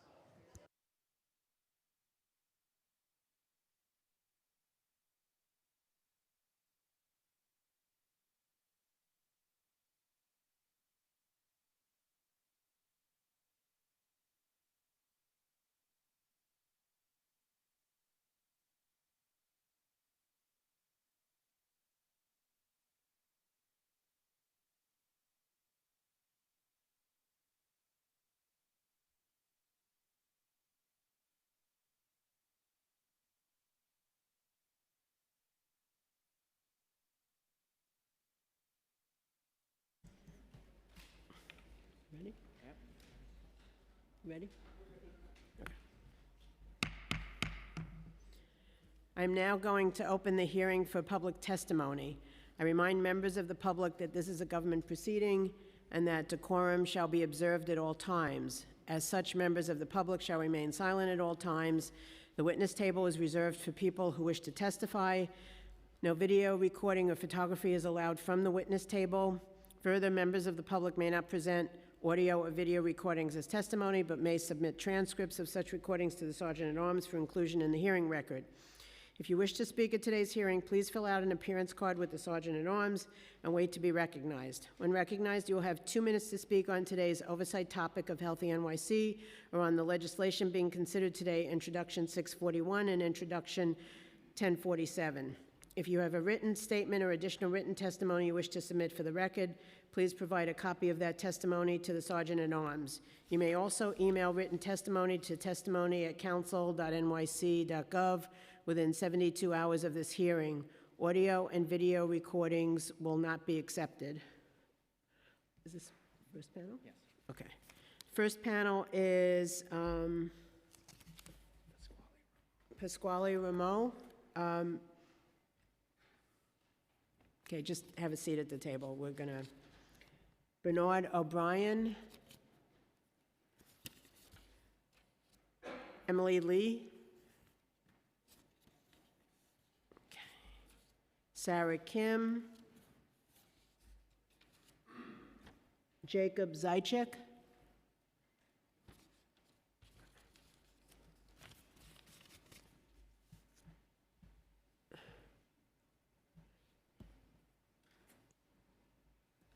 and just remember, please we have a lot of people testifying today, please keep it to 2 minutes. If you have more testimony to submit, you can always submit it in written form within 72 hours. Pasquale, you want to go first?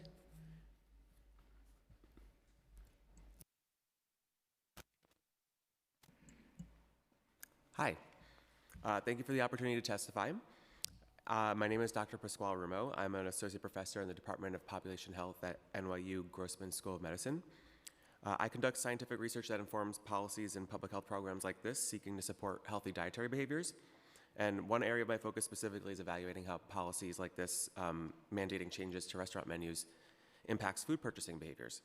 So I support the proposed legislation for a few reasons. The majority of children's meals contain excess calories, sodium, and saturated fat relative to expert nutrition recommendations. And that's a problem because fast food comprises about 15% of children's daily energy intake in the US, and 1 in 3 kids is getting fast food on any given day. So in addition, existing policy options for addressing restaurant food intake among children are largely inadequate because nutrition standards specified in these laws do not meet expert nutrition standards, specifically for kids' beverages and meals. And also, we see that compliance with a lot of these beverage laws in the US is low, suggesting that modifications and extensions are merited. And then more specifically related to my research, I do a lot related to research promoting healthy behaviors, including nudges and default options for parents and caregivers of young children, especially and including parents and caregivers with lower income. And what we found briefly is that restrictions on products like flavored milk and serving sizes of juice could contribute to parents purchasing more healthy items for their children and meals from restaurants specifically in a way that the existing legislation doesn't support previous beverage default laws. And that parents and caregivers too are likely to support such legislation in general and we find that when given the choice of beverages, different healthy beverages on children's menus, parents may, when given the choice of any type of beverage, parents may order other unhealthy beverages for their children in lieu of soda, even with some of the existing paradigms like sweet tea or lemonade, suggesting that the suggestion of these policies depends on how we classify them as healthy. Thank you. Good afternoon. I'm Emily Lee, a project coordinator at Korean Community Services. Since 1973, KCS has served Korean immigrants, other Asian American and Pacific Islanders, and Hispanic and Latino communities by providing a vast range of services, including healthcare navigation, disease prevention and management, and food and nutrition services. As someone who works closely with Asian Americans and other people of color impacted by diet-related diseases, I want to focus my testimony here on the hidden epidemic of metabolic dysfunction-associated steatotic liver disease, otherwise known as MASLD. More and more children and youth are affected by MASLD, which shares common metabolic risk factors with obesity, diabetes, and cardiovascular disease. In fact, 1 in 10 children in the US and more than 30% of people worldwide have this condition. While it can occur in children from any racial and ethnic groups, it's more prevalent among Hispanic and Asian American children. If left untreated, MASLD can progress to serious conditions like fibrosis, cirrhosis, and even liver cancer. What's especially challenging is that most people with the condition are asymptomatic and it can develop over many years unnoticed. And screening for MASLD and related conditions is not as common or convenient as screening for high blood pressure or glucose levels. Much of my daily work in Flushing addresses hepatitis B infection and its disproportionate impact on the Asian American community. It's critically important that we prevent liver disease and its often irreversible damage with better community education, improved screening, and policies that address underlying risk factors including diet-related conditions.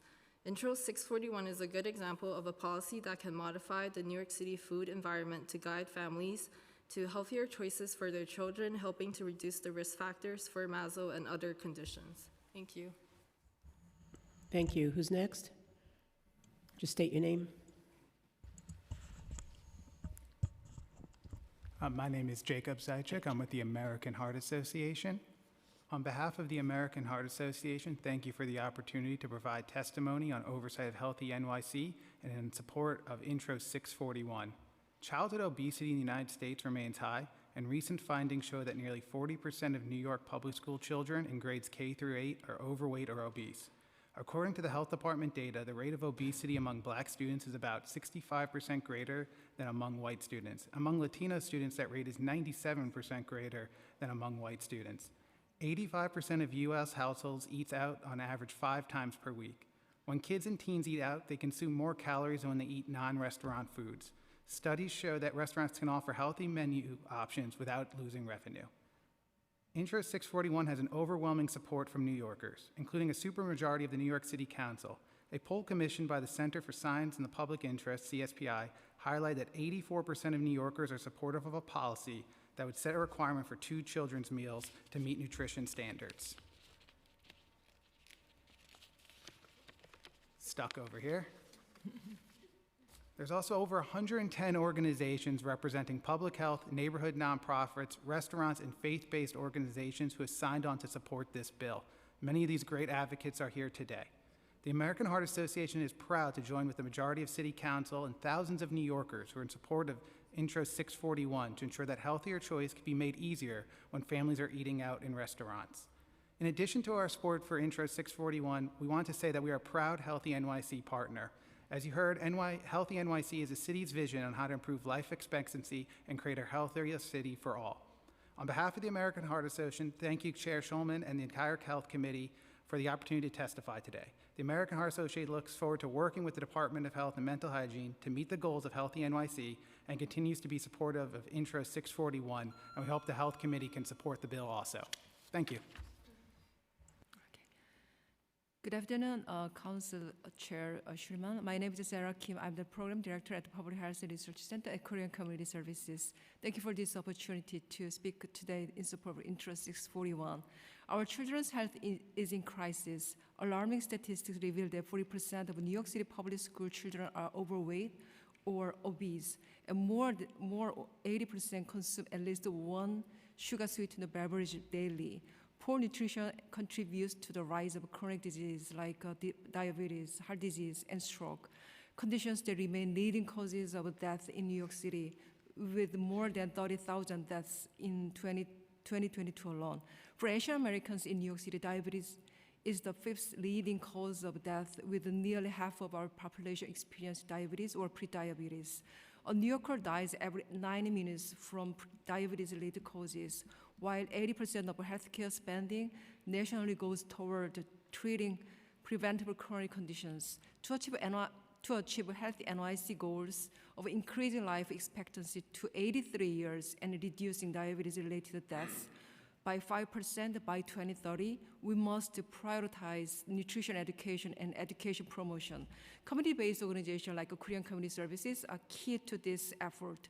By offering culturally appropriate programs improving access to healthy food, we can drive a meaningful change. Passing Intro 641 will enable a culture of health in dining establishments, making nutritious meal choices more accessible for families. This bill has a potential to improve children's cognitive function, academic performance, and long-term health outcomes while reducing healthcare costs. Together, I urge the Council to take this crucial step toward a healthier future for our children and communities. Thank you again for your leadership. Good morning, Chairperson Schulman and members of the City Council Committee on Health. Thank you for the opportunity to contribute to your oversight of the city's Healthy NYC initiative. My name is Bernard O'Brien. I'm here to present the testimony of Professor Sean Haley at the CUNY Graduate School of Public Health. Professor Haley sends his regrets that he's unable to attend. CUNY School of Public Health, in coordination with other entities, has been working to create an alcohol policy prevention framework for the state of New York. The overarching goal is to reduce excessive drinking and related harms in our city and state. Despite their contribution to morbidity and mortality, the harms associated with alcohol consumption often fly under the radar in discussions of public health policy. Importantly, alcohol use had increased over the 2 decades before the pandemic, and there was a doubling of alcohol-related mortality across the United States. We'd ask you to consider the following. According to the CDC, there are now over 8,000 deaths attributed to alcohol in New York State. Of these, more than 2,000 deaths in New York City were attributed to alcohol, with hundreds of such deaths stemming from liver disease, alcohol-related psychiatric disorders, accidents, and alcohol poisonings. Numerous homicides, suicides, and occurrences of child maltreatment were also linked to alcohol consumption. New York City DOHMA reports that alcohol consumption leads to far more hospital emergency room visits than any other substances. In 2020, the roughly 104,000 emergency room visits attributed to alcohol consumption exceeded the combined number of such visits linked to opioids, cocaine, cannabis, and other substances. Binge drinking in the last 30 days is reported by an average of nearly 20% of adults in New York State. Adjusted for inflation, CDC reports that excessive drinking in New York State imposes $24 billion annually in economic costs, or roughly $1,200 in preventable costs per year. Many of these are absorbed by the city's public health system. Alcohol-related harms also you could just sum up. Yeah, the rest we're going to. I presented written testimony. We're going to provide forthcoming recommendations, which include increasing alcohol taxes to discourage excessive consumption by shifting prices upward. It's interesting that New York City's local alcohol tax has not been adjusted for inflation since 1980. The New York City Independent Budget Office reports that adjusting the city's tax on beer and liquor for inflation and extending the tax to include wine could generate for the city over $30 million annually. So we're going to be submitting additional recommendations, including reducing alcohol advertising seen by youth, and placing a moratorium on New York State laws that increase alcohol availability until such impacts can be measured.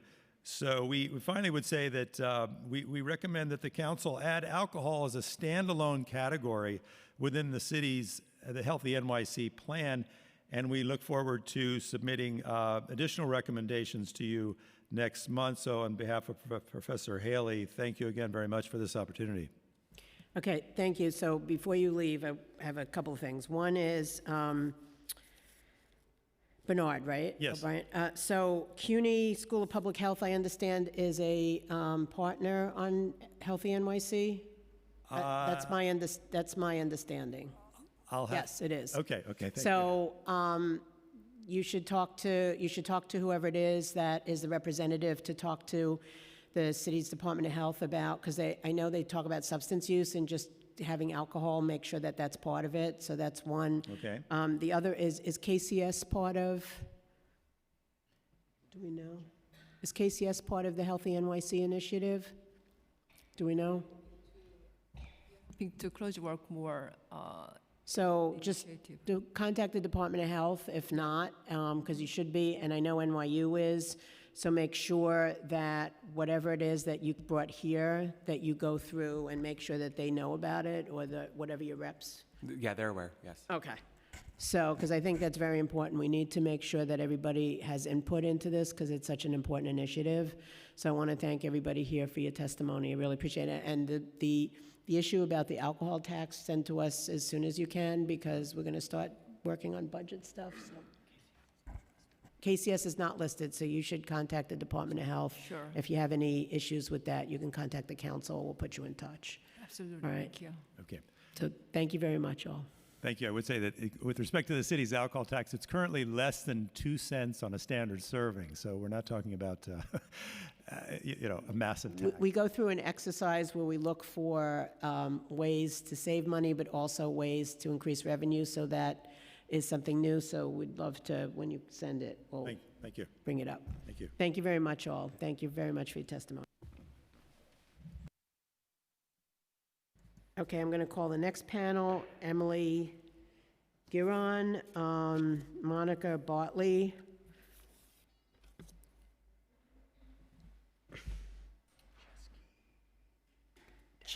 Chesky, I'm sorry, I'm gonna mess up the last name. NDAU, I think it is? Yeah, NDAO, NDAU. Yeah. Who else? Hold on. Tiffany Lee and Rabbi Yonah Berman.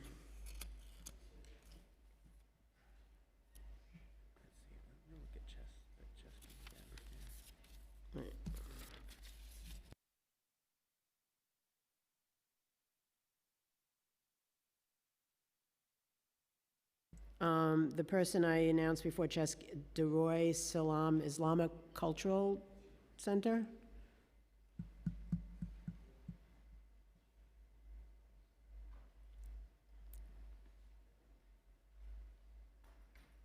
Okay.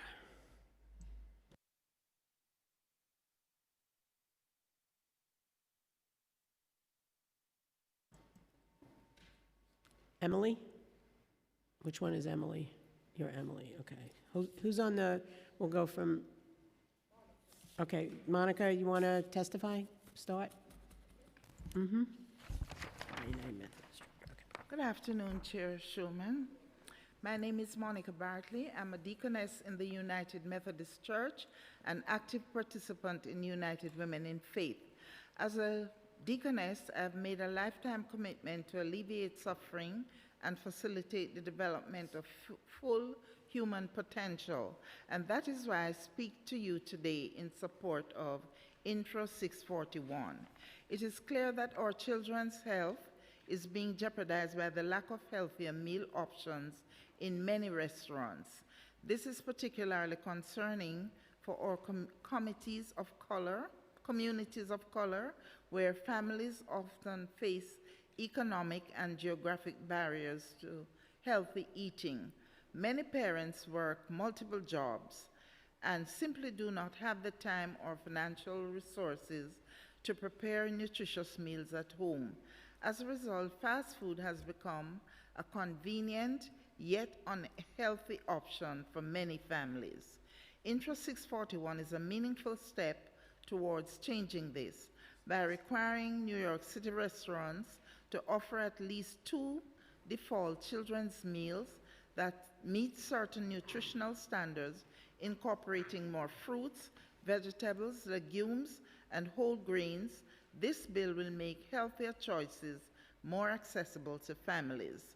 This past June, the New York Annual Conference of the United Methodist Church, representing over 400 member churches across New York City, Long Island, and beyond, overwhelmingly approved a resolution supporting Intro 641.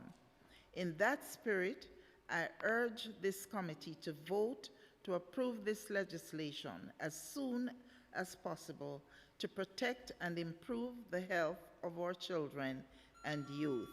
Thank you for your thoughtful consideration. Thank you. Next, just take, yeah. Thank you. Greetings to everyone and Chair Schulman. My name is Imam Sheikh Undao, and my religious Sorry, I messed up the name. Go ahead. You missed the name? Go ahead. All right. Yes. My name is Imam Sheikh Undao, and from the community from Melrose neighborhood in the Bronx. Mm-hmm.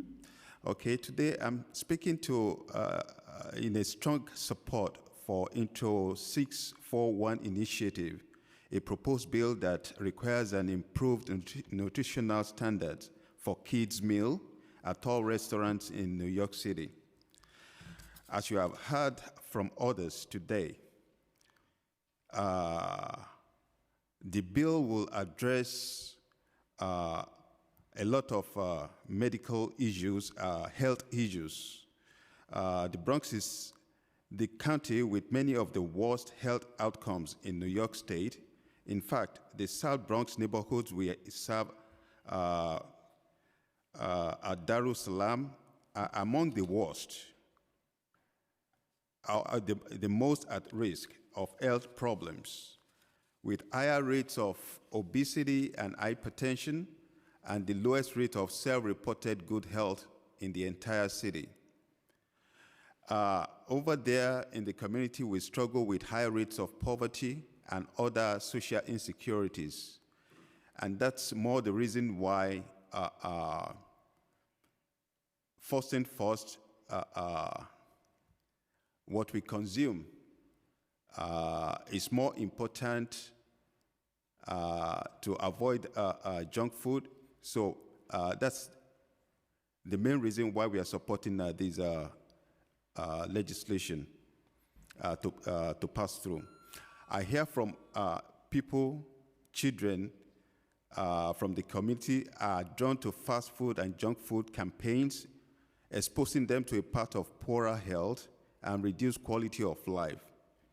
But fortunately, in our Islamic faith, we have a teaching about what foods are permissible.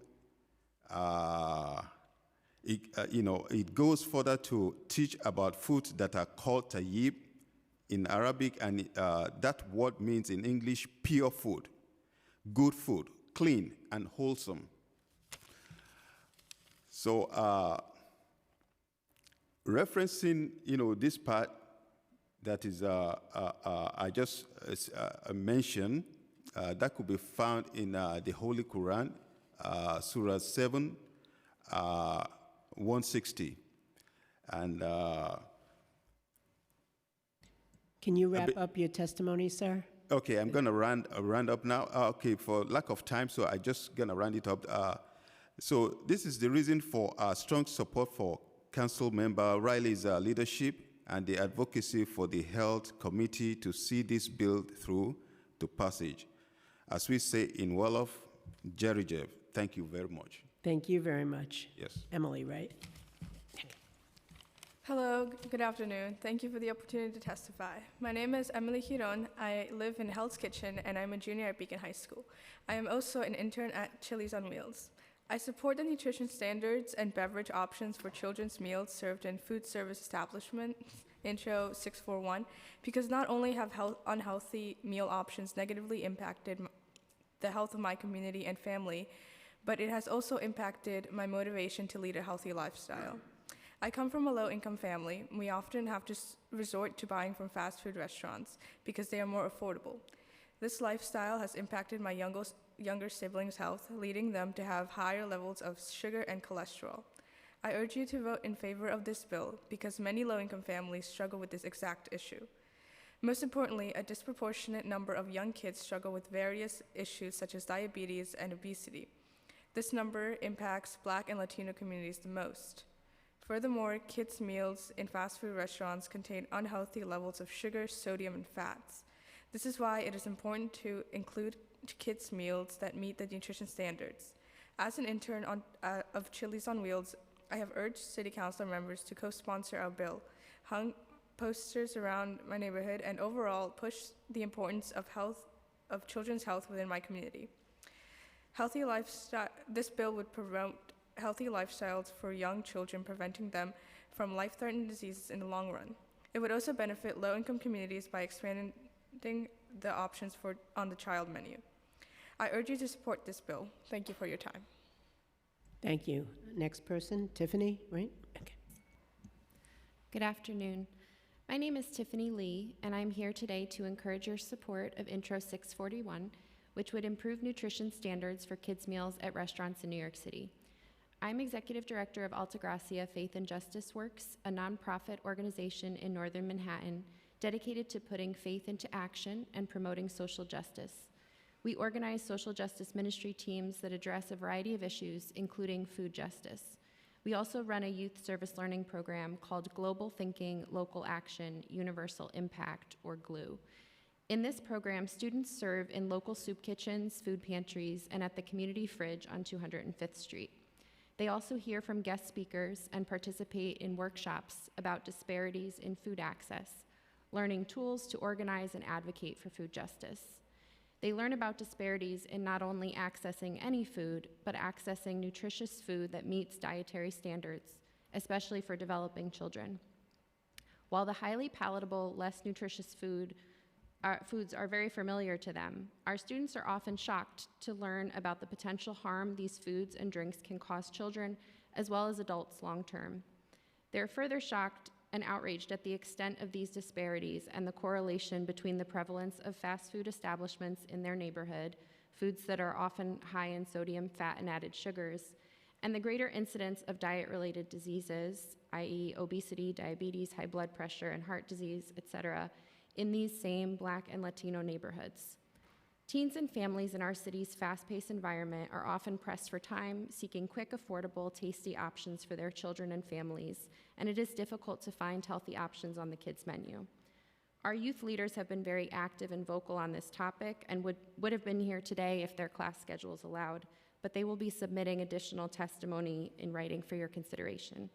In partnership with the Interfaith Public Health Network and the Center for Science in the Public Interest, other community-based organizations, and inspired by the leadership of our youth, we urge you to pass Intro 641 to make a difference for children and families in New York City and to be an example for other cities around the country. Thank you. Thank you. Rabbi?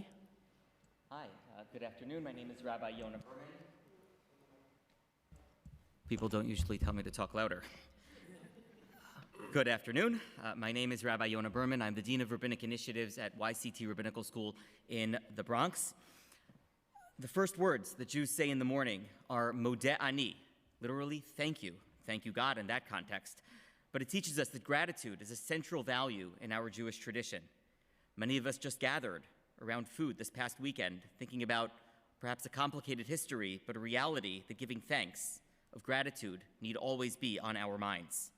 I come today to say thank you as a rabbi, as a resident of the Bronx. Thank you to Chair Shulman, to my local council member, Eric Dinowitz, and to the many supporters of Intro 641. I thank the Interfaith Public Health Network for its tireless work in bringing a diversity of people of faith, of health workers, clergy, and others around our shared passion for health and for the well-being of our cities, all of its residents, and especially its children. I hope and pray that Intro 641 and other similar bills serve as steps, perhaps baby steps, but important steps, in our shared and holy work in bettering the health of all New Yorkers.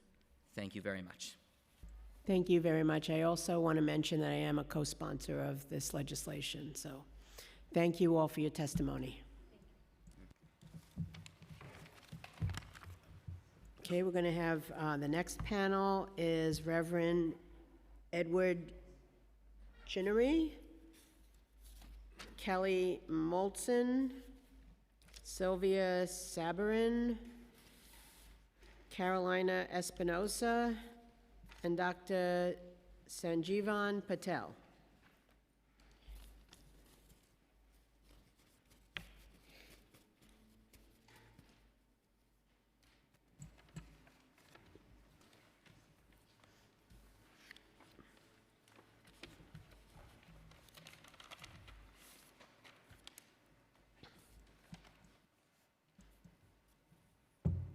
Okay. Hello, I'm Ed Chinnery, Associate Rector of Church of the Ascension here in Greenwich Village, where I also serve as Executive Director of Ascension Outreach, Incorporated, our in-house 501c3. The main focus of our outreach program at present is a client choice food pantry where we serve close to 1,000 individuals each month, the vast majority of whom self-identify as monolingual in Chinese. They are mostly senior citizens as well, and I share this because in the 12 years I've been with this organization, we have found ourselves learning a great deal about the importance of providing healthier food choices. In response to those that we serve, we have eliminated entirely canned vegetables, canned fruit, and canned protein, and since 2018 have been offering exclusively frozen protein, tofu, and only fresh produce. We receive, consequently, a fair amount of input from our end users regarding how they fare during and after medical procedures, not only having more comfort in recovery because of the food itself, but feeling more at ease overall. We also find there's a great deal of literature regarding better nutrition and positive health outcomes, and so we're convinced that if this is the case with senior citizens, then overall benefits must be very compelling as regards children and healthier food intake. New York City residents support policy efforts to increase the availability of healthier kids' meal options at restaurants, according to a new survey commissioned by the Center for Science in the Public Interest. These policies include nutrient standards for restaurant kids' meals, requirements for the inclusion of healthy foods in restaurant kids' meals, and requirements that restaurants serve healthy beverages with kids' meals by default. We believe that healthier children make healthier adults, and healthier adults require less medical care and far less uncompensated medical care. The CDC, NIH, and the Office of Disease Prevention and Health Promotion offer very powerful support for the rationale behind this legislation at hand today, and so I am happy to offer my own gratitude as well as that of the communities I represent regarding Intro 641 and all the related initiatives being advanced by Healthy New York, the Interfaith Public Health Network, and all its allies. Thank you very much for this opportunity. Thank you. Next. Thank you, Chair. Thank you, Chair Shulman and members of the Council Health Committee for the opportunity to testify here today. My name is Kelly Moltzen, and I am a registered dietitian and founding co-convener of the Interfaith Public Health Network, or IPHN. IPHN builds bridges between faith communities and public health experts to promote a holistic public health awareness, cultivate partnerships to transform public health, and advocate for systems and policies that support health and well-being for all. I helped to launch IPHN after years of striving to achieve health equity in the Bronx, and have coordinated efforts to increase access to and consumption of healthy foods in schools, bodegas, restaurants, and other community settings. Towards that end, IPHN has been proud to help coordinate the community advocacy response for Intro 641 with our colleagues at Center for Science in the Public Interest and the American Heart Association. The sad reality is that children born today are expected to have shorter lifetimes than their parents. This goes against the trajectory of human history, is unnatural, and flies against wisdom cultivated over millennia that enabled human beings to extend their lifetimes by accessing nutritious food. Diet-related diseases such as obesity are affecting our city's children, particularly youth of color, at alarming rates, with 20% of children in New York City having obesity and double that number having overweight or obesity, with higher rates in marginalized neighborhoods across the 5 boroughs. The nutrition standards which would be required by Intro 641 can begin to reverse this trend and work towards health equity by providing more fresh, healthy options for kids' meals in New York City restaurants. Moreover, implementation of the bill will be a critical part of the process of achieving this goal. IPHN is committed to working with our partners to support the Department of Health and Mental Hygiene in establishing an implementation plan that works for New York City restaurants. We appreciate your time and consideration of this important request to pass Intro 641 and increase nutrition options in kids' meals in New York City restaurants. Thank you. Thank you, Dr. Patel. By the way, I used to, not on the medical side, I used to work at Woodhull. I'm very familiar with Wyckoff Hospital.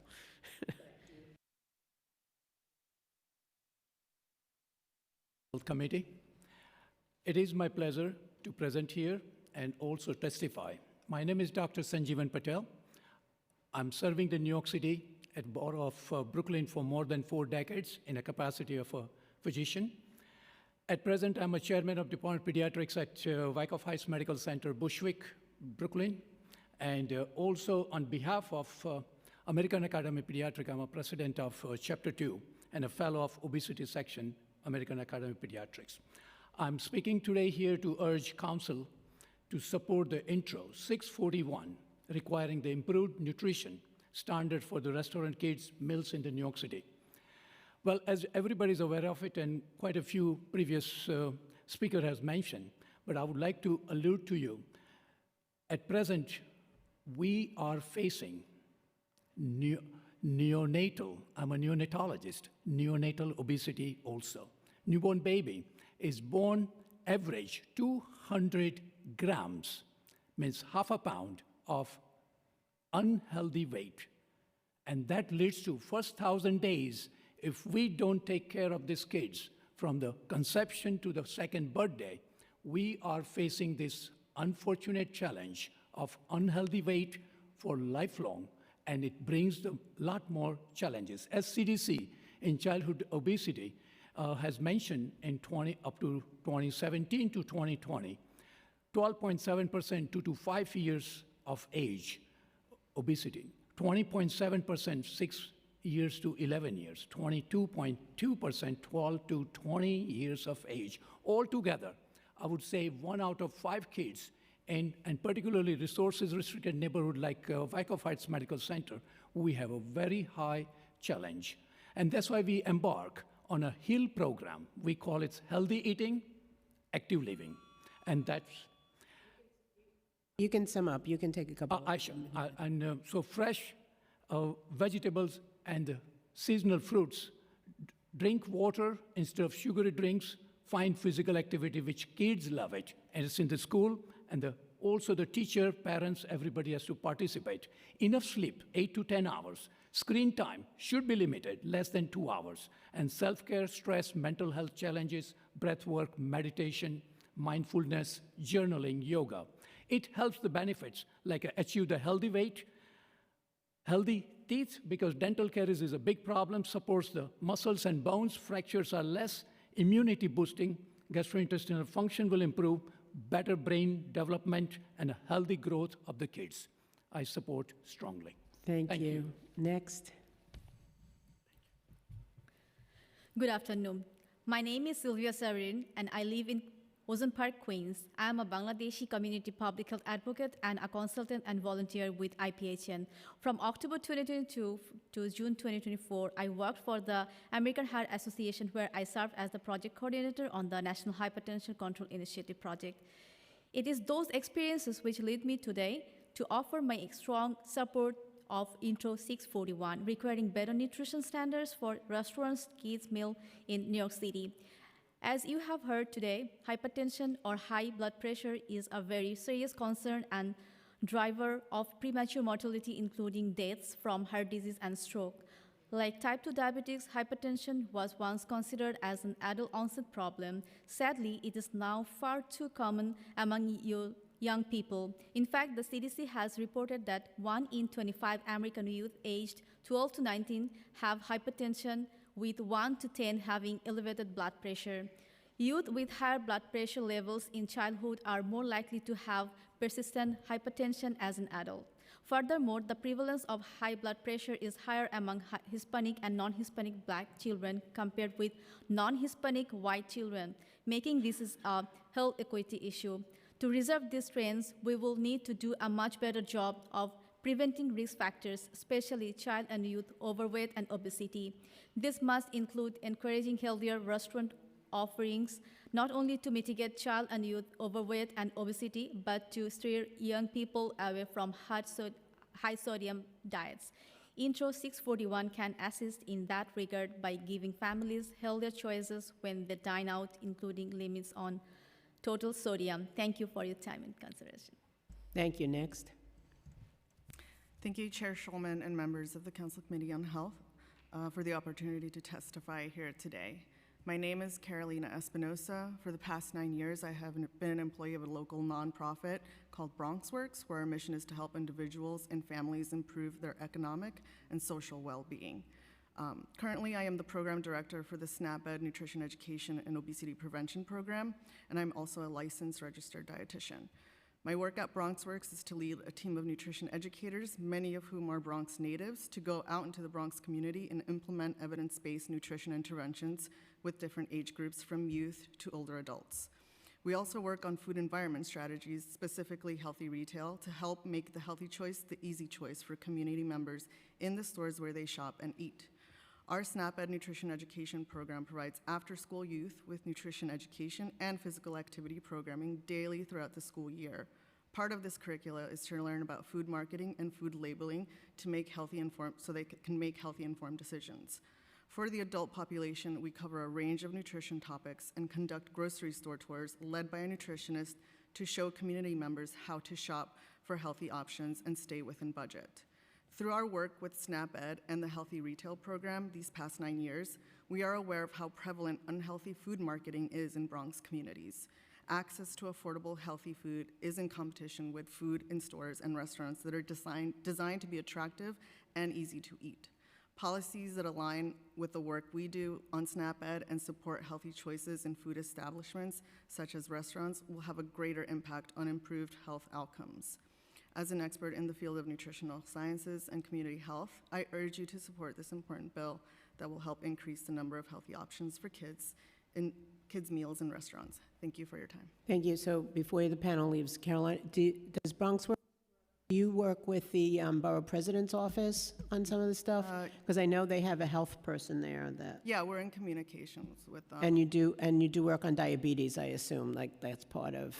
We had an NDPP program, the National Diabetes Prevention Program, but now I think the Department of Health leads more of the diabetes education programs. Okay, if there's any, because I want to make sure that that moves forward, so if you need any help with that, contact the council and we'll figure that out. Yeah. Dr. Patel, Healthy NYC should talk to you about what you brought up here, so I have your contact information. I'm going to ask them to contact you, okay? More than welcome. Okay. Thank you. Thank you very much. I want to thank the panel. Thank you.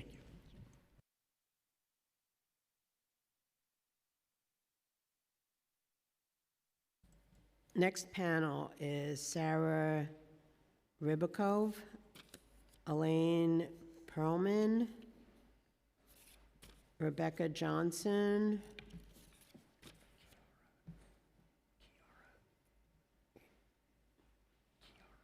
Kiara, I hope I'm pronouncing it right, Ring, and Benjamin Kenigsberg.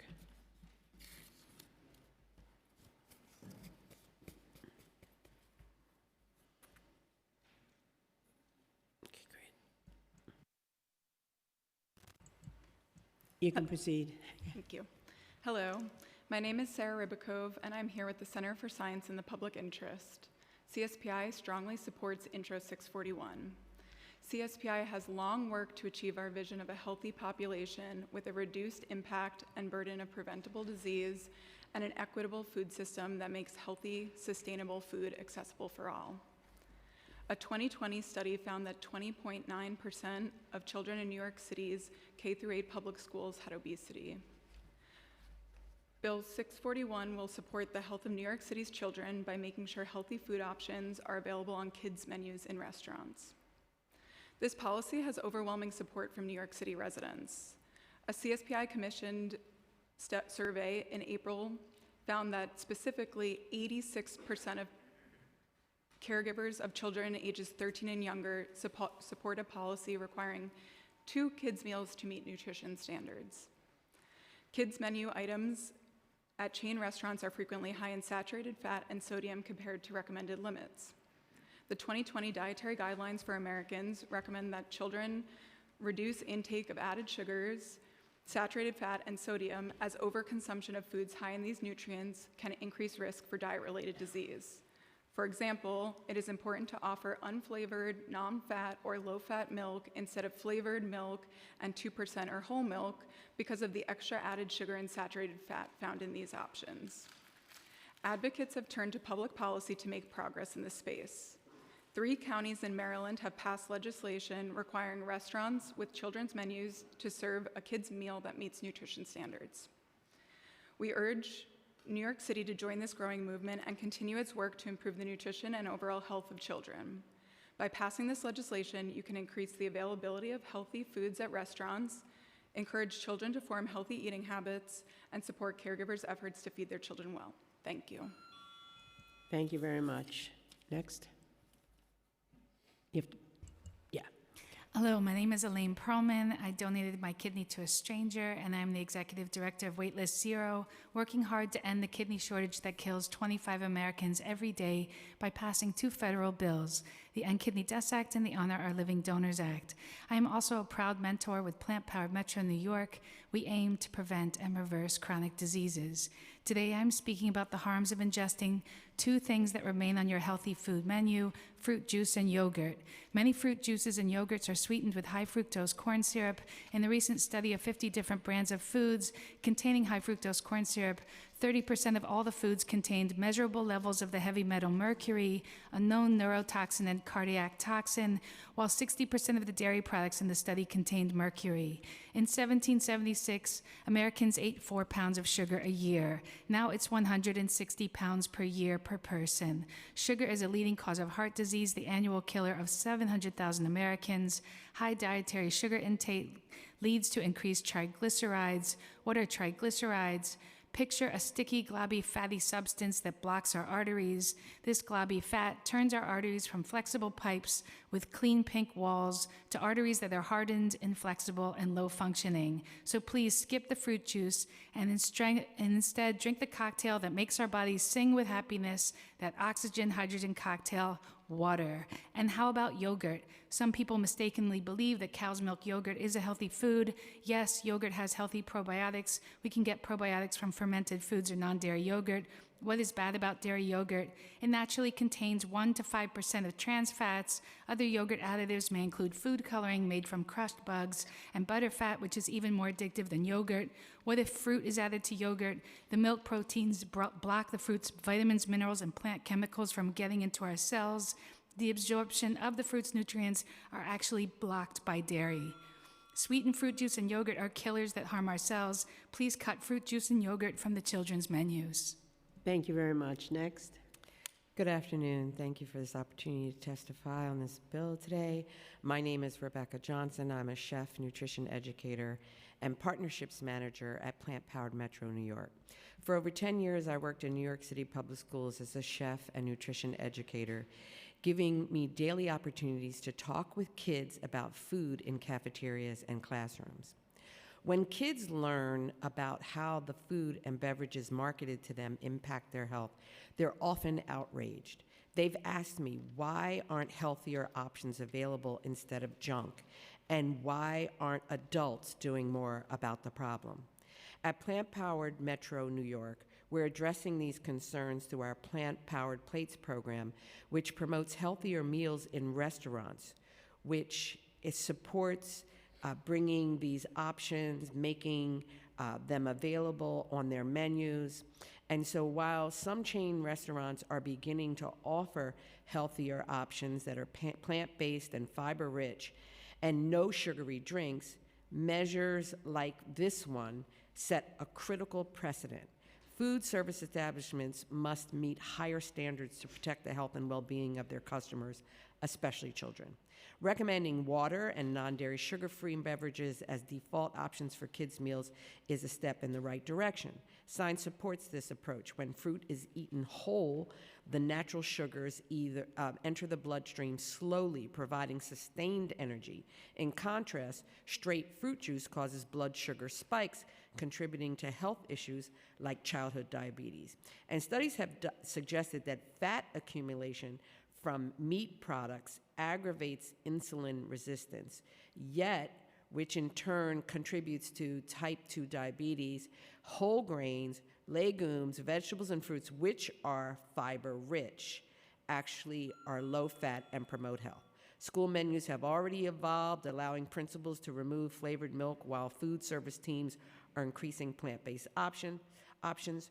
Restaurants, however, have not widely caught up. It's time to hold them accountable for supporting the health and well-being of New York City's children and families. I commend the council for considering this amendment to children's meal standards. Cities like Louisville, Kentucky, with their healthy drinks and kids' meals ordinance, have taken this bold step, and now it's New York City's turn to lead. Thank you for your time and leadership. Thank you. Next.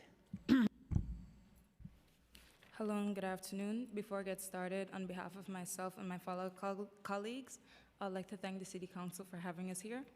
My name is Kiara King. I'm a senior attending the Moore High School for Law, Advocacy, and Community Justice on the MLK campus, and I'm an intern for Teens for Food Justice. In 2023, I became an intern for Teens for Food Justice, a nonprofit organization that aims to eliminate food insecurity and promote youth-led activities with a hydroponic farming system. We help to work on the Intro 641 bill, which intends to promote healthy eating habits and lifestyles in children. I'm here today to urge the council to pass the Intro 641 bill. It is a known fact that consuming unhealthy and processed foods can pose significant health risks. I think about my grandmother who, despite faces diabetic limitations, still prioritizes the importance of healthy eating and maintaining good health. This bill requires restaurants to have 2 healthy kids' meals that meet expert nutrition standards that put limits on such as salt and sugar. Excess salt and sugar are the leading causes of health risks and diseases. Meals that contain too much salt can contribute to water retention, stroke, kidney diseases, and an overall negative impact on cardiovascular health. Sugar also impacts raising blood pressure, cholesterol levels, increasing the risk of obesity, cardiovascular diseases, and diabetes. An excess amount of salt and sugar can be detrimental to our overall health and well-being. By passing this bill, we're taking a crucial step in combating harmful health practices and improving public health. Not only will this bill promote healthier eating habits, but it will also reduce the immense burden in our healthcare system. Thank you for your time. Thank you very much. Next. Hello, my name is Benjamin. I'm a native New Yorker and also have 12 years working in healthcare. I'm not a parent, but I appreciate children because they're awesome and they're our future, and also I feel we have a responsibility to nurture them and be good stewards for them. So I'm absolutely in favor of Bill 641. So we were talking about prevention earlier. So there's so much causative research that shows hypertension, obesity, diabetes, cancer, even obstructive sleep apnea is caused from meat, dairy, eggs, salt, and sugar in the food. So with this bill, we can basically we have a preventative effect with just getting, even if it's just 10% of these calories now that kids are going to get from whole plant foods, is going to be a significant difference for their health. Not only that, but the more plant foods we eat, the less animal foods we eat. So that means the less animals we have to exploit. All these animals are sentient. They're individuals just like cats and dogs, and it's egregious the way that we treat animals, not to mention things like zoonotic diseases and antibiotic resistance when we have all these animals crammed together in factory farm situations. So not only that, but we can close some of the gaps around health for different races. For example, Black and Asian Americans are 75 to 95% lactose intolerant compared to the white counterparts. So we have all these kids drinking dairy milk. It's causing a lot of problems just right there. So again, they call plant-based diets a Swiss Army knife solution. We have for the planet when it comes to climate change, resource allocation, human health, animal health. So it's really just what they call a Swiss Army knife solution. So I'm super in favor of Bill 641. Grateful to be here. And there's some amazing documentaries online. So there's one called They're Trying to Kill Us.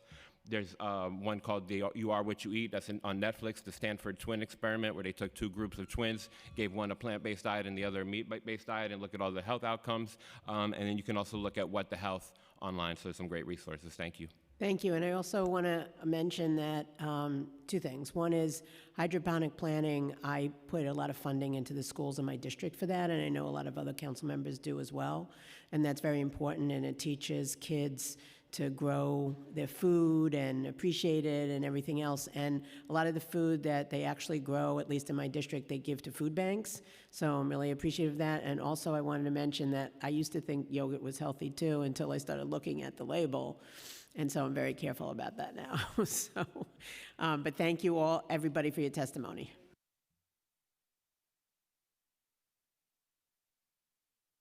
Next panel is Tammy Switzer.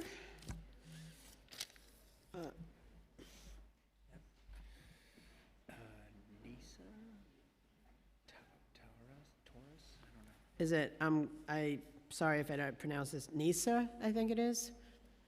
Am I pronouncing that correctly or close? Wilfredo Farrier, Paula Ventura, and Virginia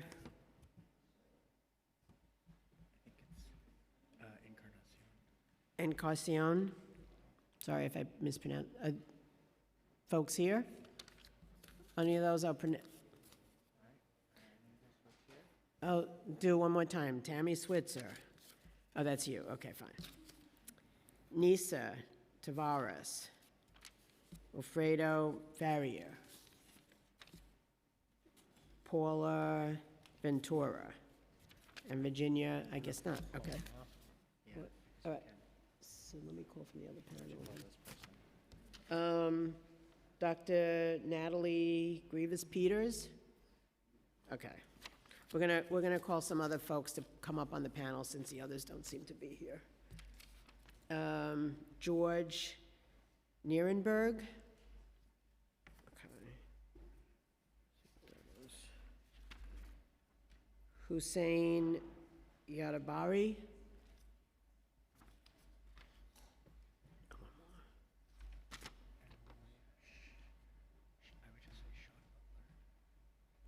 Sean Butler. Yes, no? Are you here? Is that him? Oh, okay, fine. How do you pronounce your first name? I'm sorry. Shinakwa, okay. All right. Tammy, go for it. Good afternoon, Chair Shulman. My name is Tammy Switzer Hagler. I am a master's candidate at the CUNY School of Public Health. I am also a constituent of District 12 from Co-op City. I support Councilman Riley's and Co-Chair Shulman's intro 641. Statistics show that childhood obesity and diabetes are an epidemic in communities all across New York City. I'm sorry, excuse me. Across New York City. I believe this minor adjustment in the offering of beverages on the children's menus in restaurants would benefit children yet not infringe on parental rights. The bill amended the beverage options in children's meals to include removing flavored milk as an option and reduced juice sizes were offered. Parents can still opt for the sugary drinks if they choose to.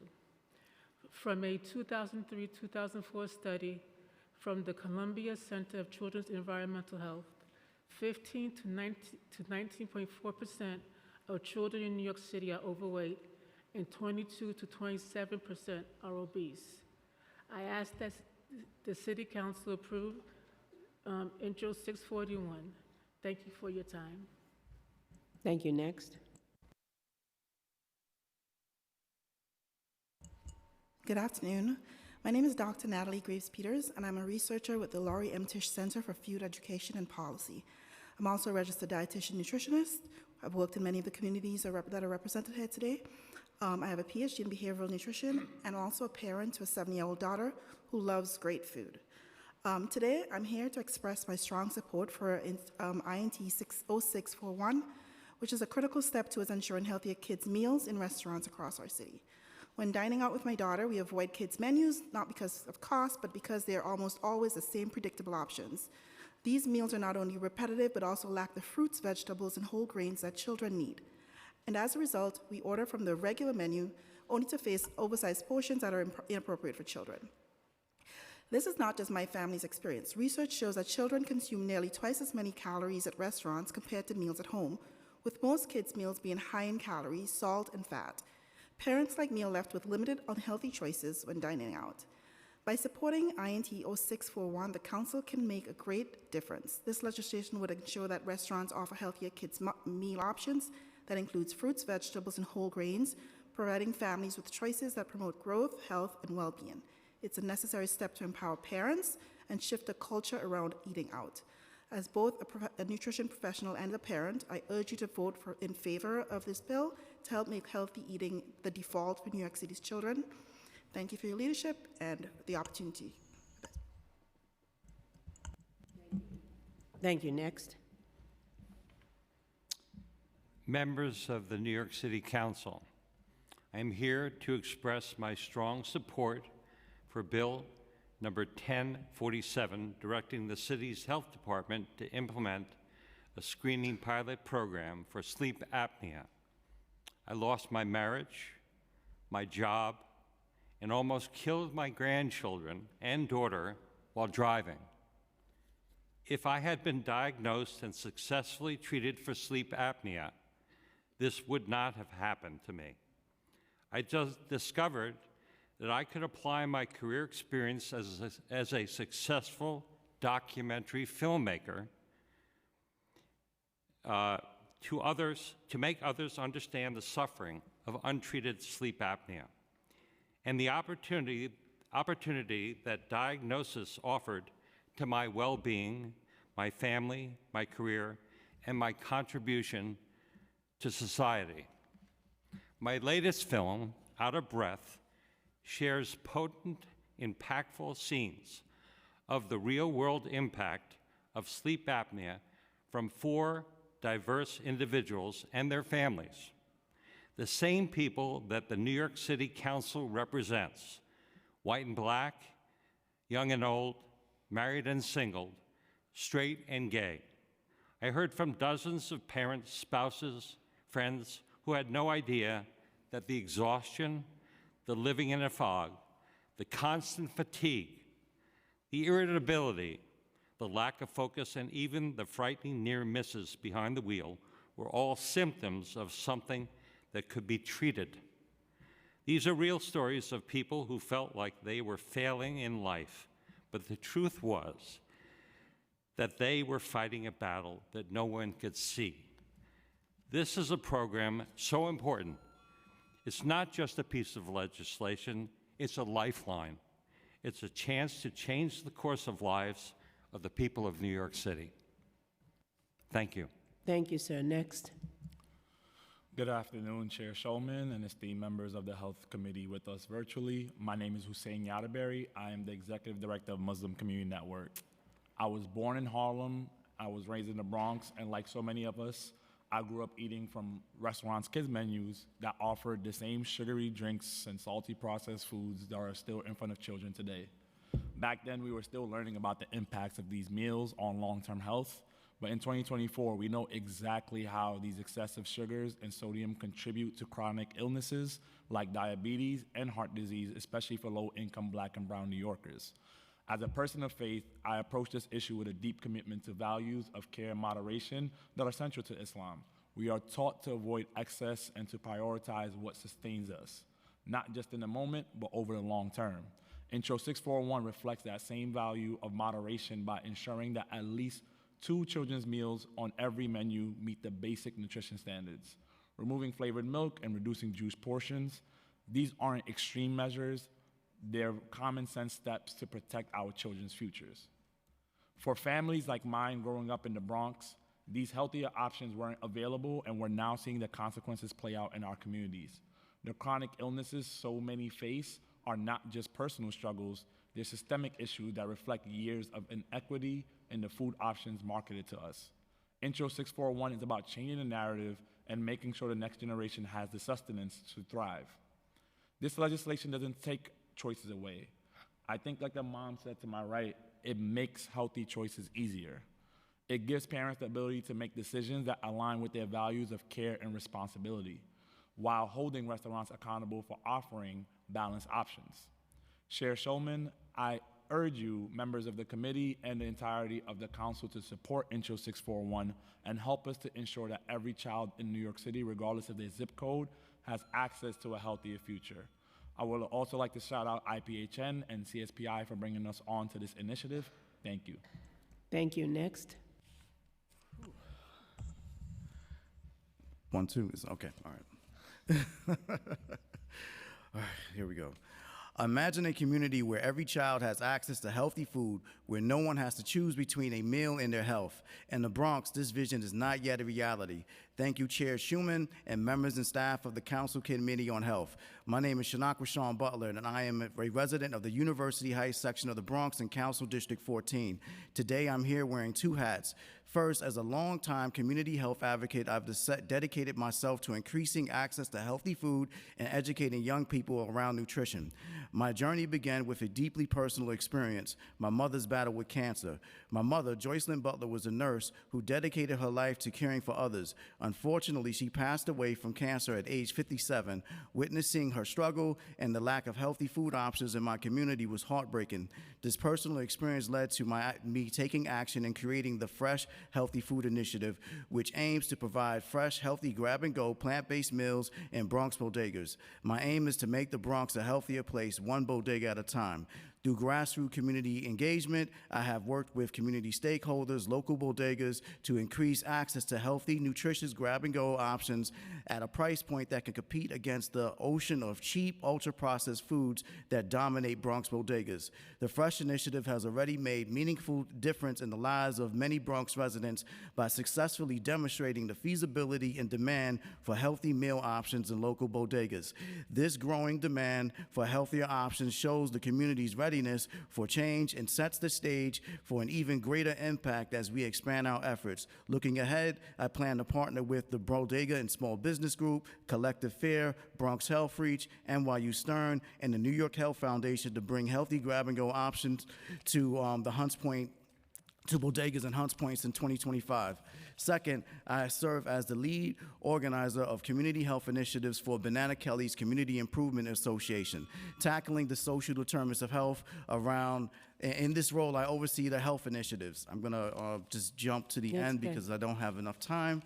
But in conclusion, in this role with Fresh and also working at Banana Kelly, I have witnessed firsthand the positive impact that dedicated community health efforts can be. By supporting policies like Intro 641, we can take significant steps towards ensuring that all children have access to healthy food options, thereby fostering a healthy future for our community. I urge you to each to support Intro 641 today. Let's ensure that every child in our community has a healthy start that they deserve. As the rapper from the hip-hop supergroup The Lox once said, Styles P once said, "You can't really get wealthy if you ain't healthy." This quote highlights the critical connection between health and overall well-being, making it a powerful reminder of why our work is important.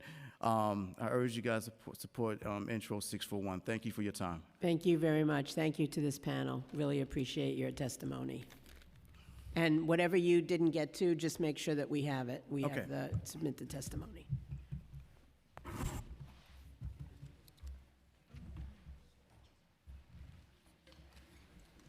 Eloisa Trinidad, are you here? You're here.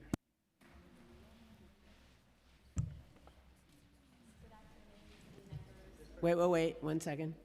You good? Okay. Yeah. Okay, go ahead. Good afternoon, esteemed members of the council. My name is Eloisa Trinidad, and I am the executive director at Chili's on Wheels. I stand before you today to passionately advocate for Intro 641, which establishes vital nutrition standards and beverage options for children's meals served in food service establishments throughout New York City. Chili's on Wheels works to make healthy, plant-based food accessible to communities in need, and we do this through direct food relief, policy, education, and mentorship. We serve communities in the 5 boroughs and work on policy at the city, state, and federal levels to transform our food system to a more just, equitable, and sustainable one for all beings. All our services are free to our community members, and we take a comprehensive approach to food education and food sovereignty that focuses on justice from farm to fork and in addressing the historical wrongs our communities face due to the impacts of Western colonization and systemic policies that further marginalize them. From our beginnings, we have included and centered children and youth voices in our advocacy. Our students learn about the food system itself and how to advocate for themselves and their communities at every point of it. Earlier, you heard from Emily Giron. Students just like Emily have been a critical part of our policy wins at every level, including our most recent wins in the USA National School Lunch Program. Our children and youth are taking action, and we must further support their efforts through bills like Intro 641.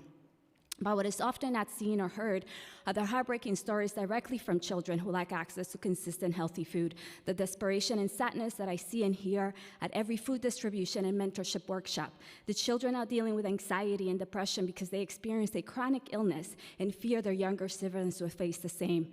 Our children and youth must be protected, and we must create the foundation for them to succeed. As a liberation and food activist for over 20 years, I continue to be deeply concerned about the impact of nutrition on children's growth and development, and implementing concrete nutrition standards is essential for ensuring that our children receive meals that not only satisfy their hunger, but also provide the key nutrients necessary for their physical and cognitive advancement. Our children represent the future, and it's our responsibility to prioritize their health. The reality of childhood chronic diseases and associated health challenges is alarming. By enforcing these robust nutrition standards, we can effectively combat these issues and foster healthier eating habits and create a more sustainable future for all of our children. This bill is in perfect alignment with Chili's on Wheels' commitment to health equity and a more sustainable future, ensuring that all of our children, regardless of background or circumstances, have access to wholesome, healthy foods.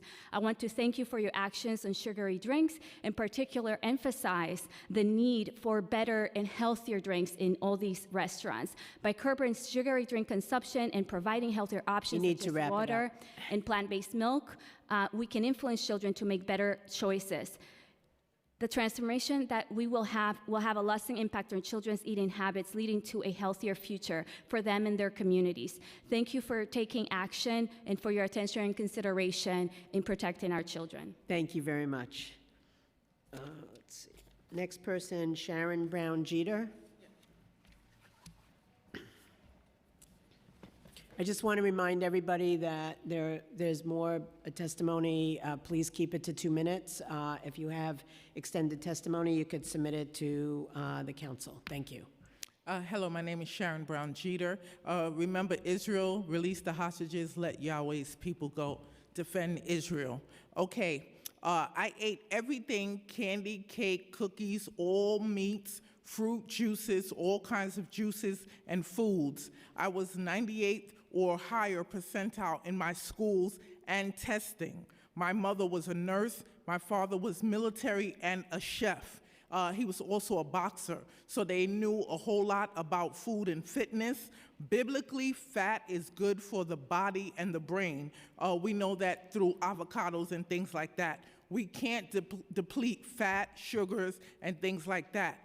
If you don't allow children to eat foods and let their body process sugar, then later on in life, you're going to say their body can't handle sugar, and you're going to say they're diabetic because their body is not comfortable with using sugar.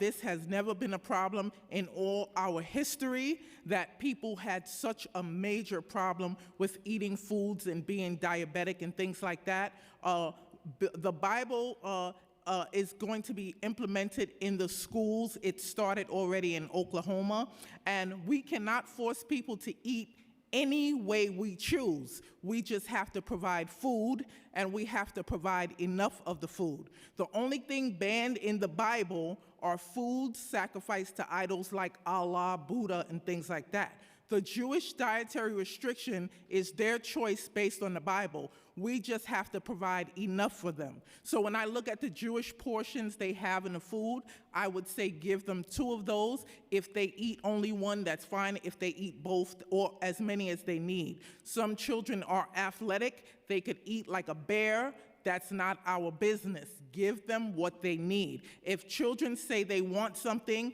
they may have allergies that they can recognize that we don't know about. Let children eat. Do not starve our children. Thank you very much. You're Appreciate welcome. it. Okay, now we're gonna, hold on, let's see. Yeah, we will now move to Zoom testimony. I will call groups of 3 names at a time. Please wait for your name to be called to testify, and please select unmute when prompted. G.U. Lee, Raul Rivera, Liana Levine Reisner.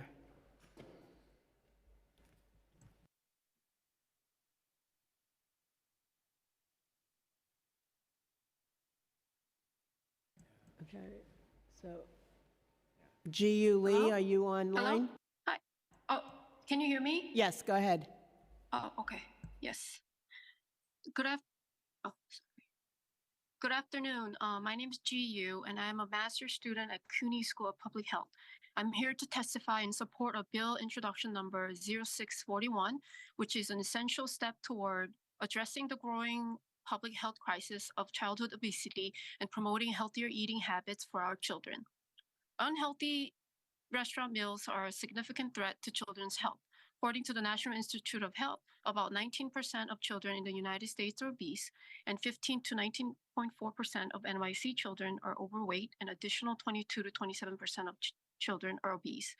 This trend has been linked to the rise in fast food and restaurant meals that are high in calories, sugars, and saturated fats.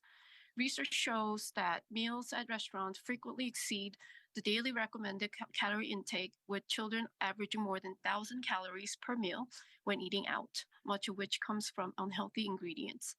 Bill Introduction Number 641 is a crucial response to this, requiring at least 2 meals on every children's menu to meet certain nutrition standards will make sure that healthier options are available for children when they dine out.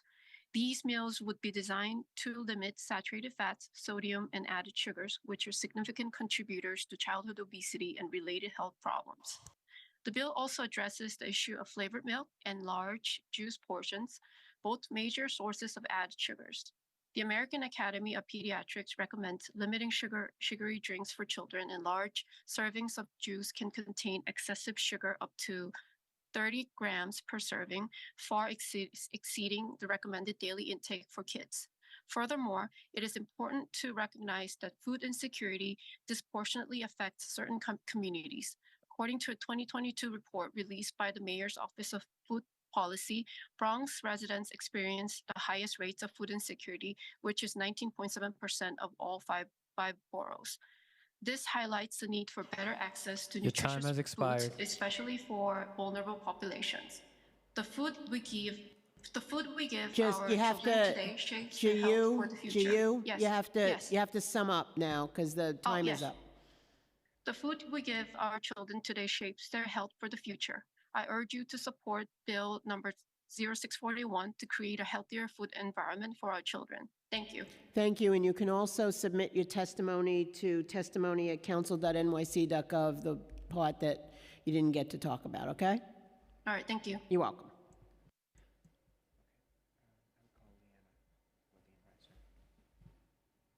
Leanna Levine Reisner, are you online? Yes, I'm here. Thank you so much, Councilmember Schulman. Sure. So my name is Leanna Levine Reisner. I'm a co-founder and the network director of Plant Powered Metro New York. We're a nonprofit organization whose mission is to make sure every New Yorker knows that whole food, plant-based nutrition can prevent, treat, and even reverse many chronic diseases, including high blood pressure, diabetes, and cardiovascular disease. We have proudly signed up to be a Healthy NYC champion because we offer programming that has already proven its value in reducing New Yorkers' blood pressure, cholesterol, triglycerides, weight, and many other markers of health, including measures of depression and anxiety. The Healthy NYC plan is laudable in naming quantifiable goals to increase life expectancy. I'd like to point out that reducing deaths from infectious diseases, pregnancy-associated deaths, and the prevalence of mental health conditions and chronic diseases, including asthma and many screenable cancers, must involve a significant change in how we view and mold our food system. The truth is that we can't make substantial changes to these issues with incremental food system adjustments. We need to go all in. So as you provide oversight to the health department, please make it clear that food-based solutions must be ambitious and far-reaching, that we must confront the elephant in the room, that the norm of eating animal-based and processed foods is creating these epidemics. Regarding Intro 641, the intent of the bill is good, and I also urge you to consider these ways to improve upon the nutrition standards articulated in the bill. Earlier this fall, the U.S. Dietary Guidelines Advisory Committee made a draft of its recommendations for the 2025-2030 guidelines, which for the first time encourages a shift to nutrient-dense plant-based meals, an idea that could be incorporated into this bill as a way of providing positive guidance. The committee also advises that grains served are mostly whole grains rather than at least 50% whole grains. A third recommendation is to change the order of protein subgroups to first recommend beans, peas, and lentils because plant proteins are associated with health, whereas we continue to be advised to reduce our intake of red and processed meat, like the hamburgers and hot dogs found on kids' menus. Your time has expired. standards- Thank you. If you can just sum up, go ahead. You can Sure. give a summary. The nutrition standards in the bill don't differentiate meat from meat alternatives, nor do they recommend plant proteins. So as the federal committee is poised to do, I believe we can do more to set higher standards locally for vulnerable children who are at the whims of our food system. Thanks so much. You can submit the rest of your testimony to testimony at council.nyc.gov, and I'm very happy that you're part of the Healthy NYC. Thank you very much. Raul Rivera? Good afternoon. Can you hear me? Yes.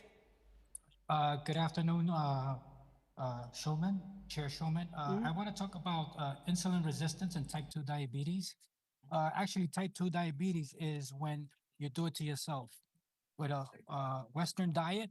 So we want to urge the Committee on Health to draft bills that are going to ban food preservatives from our food supply. To name a few of these preservatives and chemicals are acetylflame potassium, aspartame, sucralose, MSG. And for the parents who like to take their children out to eat ice cream, they should consider and look up a chemical called carrageenan. Carrageenan is a pro-inflammatory chemical that's used in laboratories to induce cancer in lab animals. So we urge the council to draft bills to remove these preservatives from our food supply, ensuring our health and our future. I think that's very important. Also, when it comes to aspartame, artificial sweetener, that chemical was made possible not by doctors, not by healthcare professionals, but by elected officials. We encourage the council to look at a documentary called Sweet Misery. Again, the documentary is called Sweet Misery. The ADA, the American Heart Association, supports aspartame, and aspartame is a known carcinogen. Thank you so much. Thank you very, very much. I'm going to call some names to see if you're present. Ethan Suarez, Manpreet Kaur, Elise Cole Grant, Lucia Atkins Jones, and Elizabeth Kane.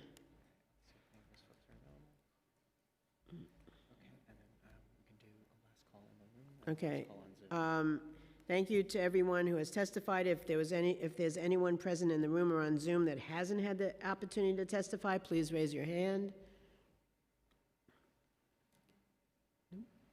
Seeing no one else, I would like to note that written testimony, which will be reviewed in full by committee staff, may be submitted for the record up to 72 hours after the close of this hearing. Oh, wait.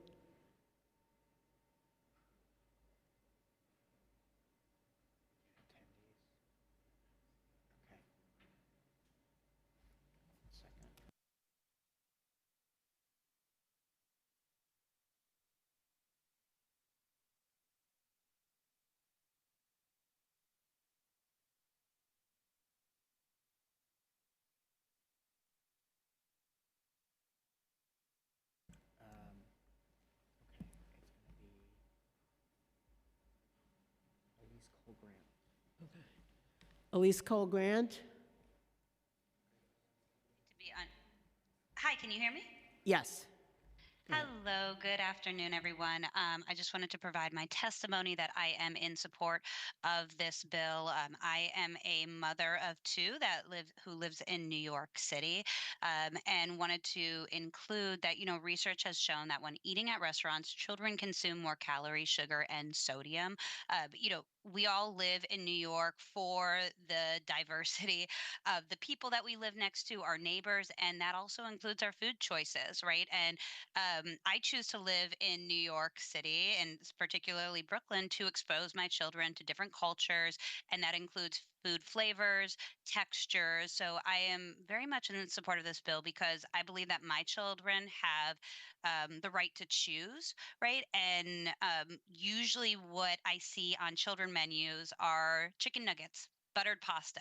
Those are both things that are very easy and cheap to prepare at home. When I actually decide to take my children out, I'd like to have them have a more broad choice of healthy food options so they can experience not only healthy food, but also the culture that we want to expose our children to, right? And sure, it's easy to say, well, why don't you choose to purchase another entree for them instead of just choosing off the children's menu? Well, that leads to my next argument is that that's very costly for the parents, right? When we already have so many bills to cover for our children, it's costly to have to choose outside of the children's menu, knowing that our child will only eat a portion of the food that we purchase if it is a regular adult entree. Particularly, my children like seafood. They don't like breaded things. And so that leaves me with very limited options to choose at restaurants that I think that our children, will thank us for later if we can expose them to more healthy food options and make it, affordable for the parents. Thank you very much. Really appreciate your testimony. Thank you.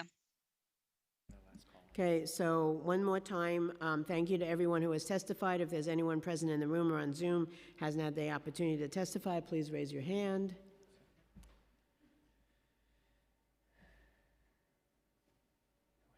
Okay. Seeing no one else, I'd like to note that written testimony, which will be reviewed in full by committee staff, may be submitted for the record up to 72 hours after the close of this hearing by emailing it to testimony@council.nyc.gov. I also want to mention that Healthy NYC has only been in effect for a year, and they've had some positive results, and I am committed as the chair of the Health Committee to making sure Healthy NYC keeps advancing and moving forward and meets the goals of a healthier New York City. Thank you very much to everyone who has testified for the legislation as well as Healthy NYC, and with that, I'm closing out today's hearing. Thank you.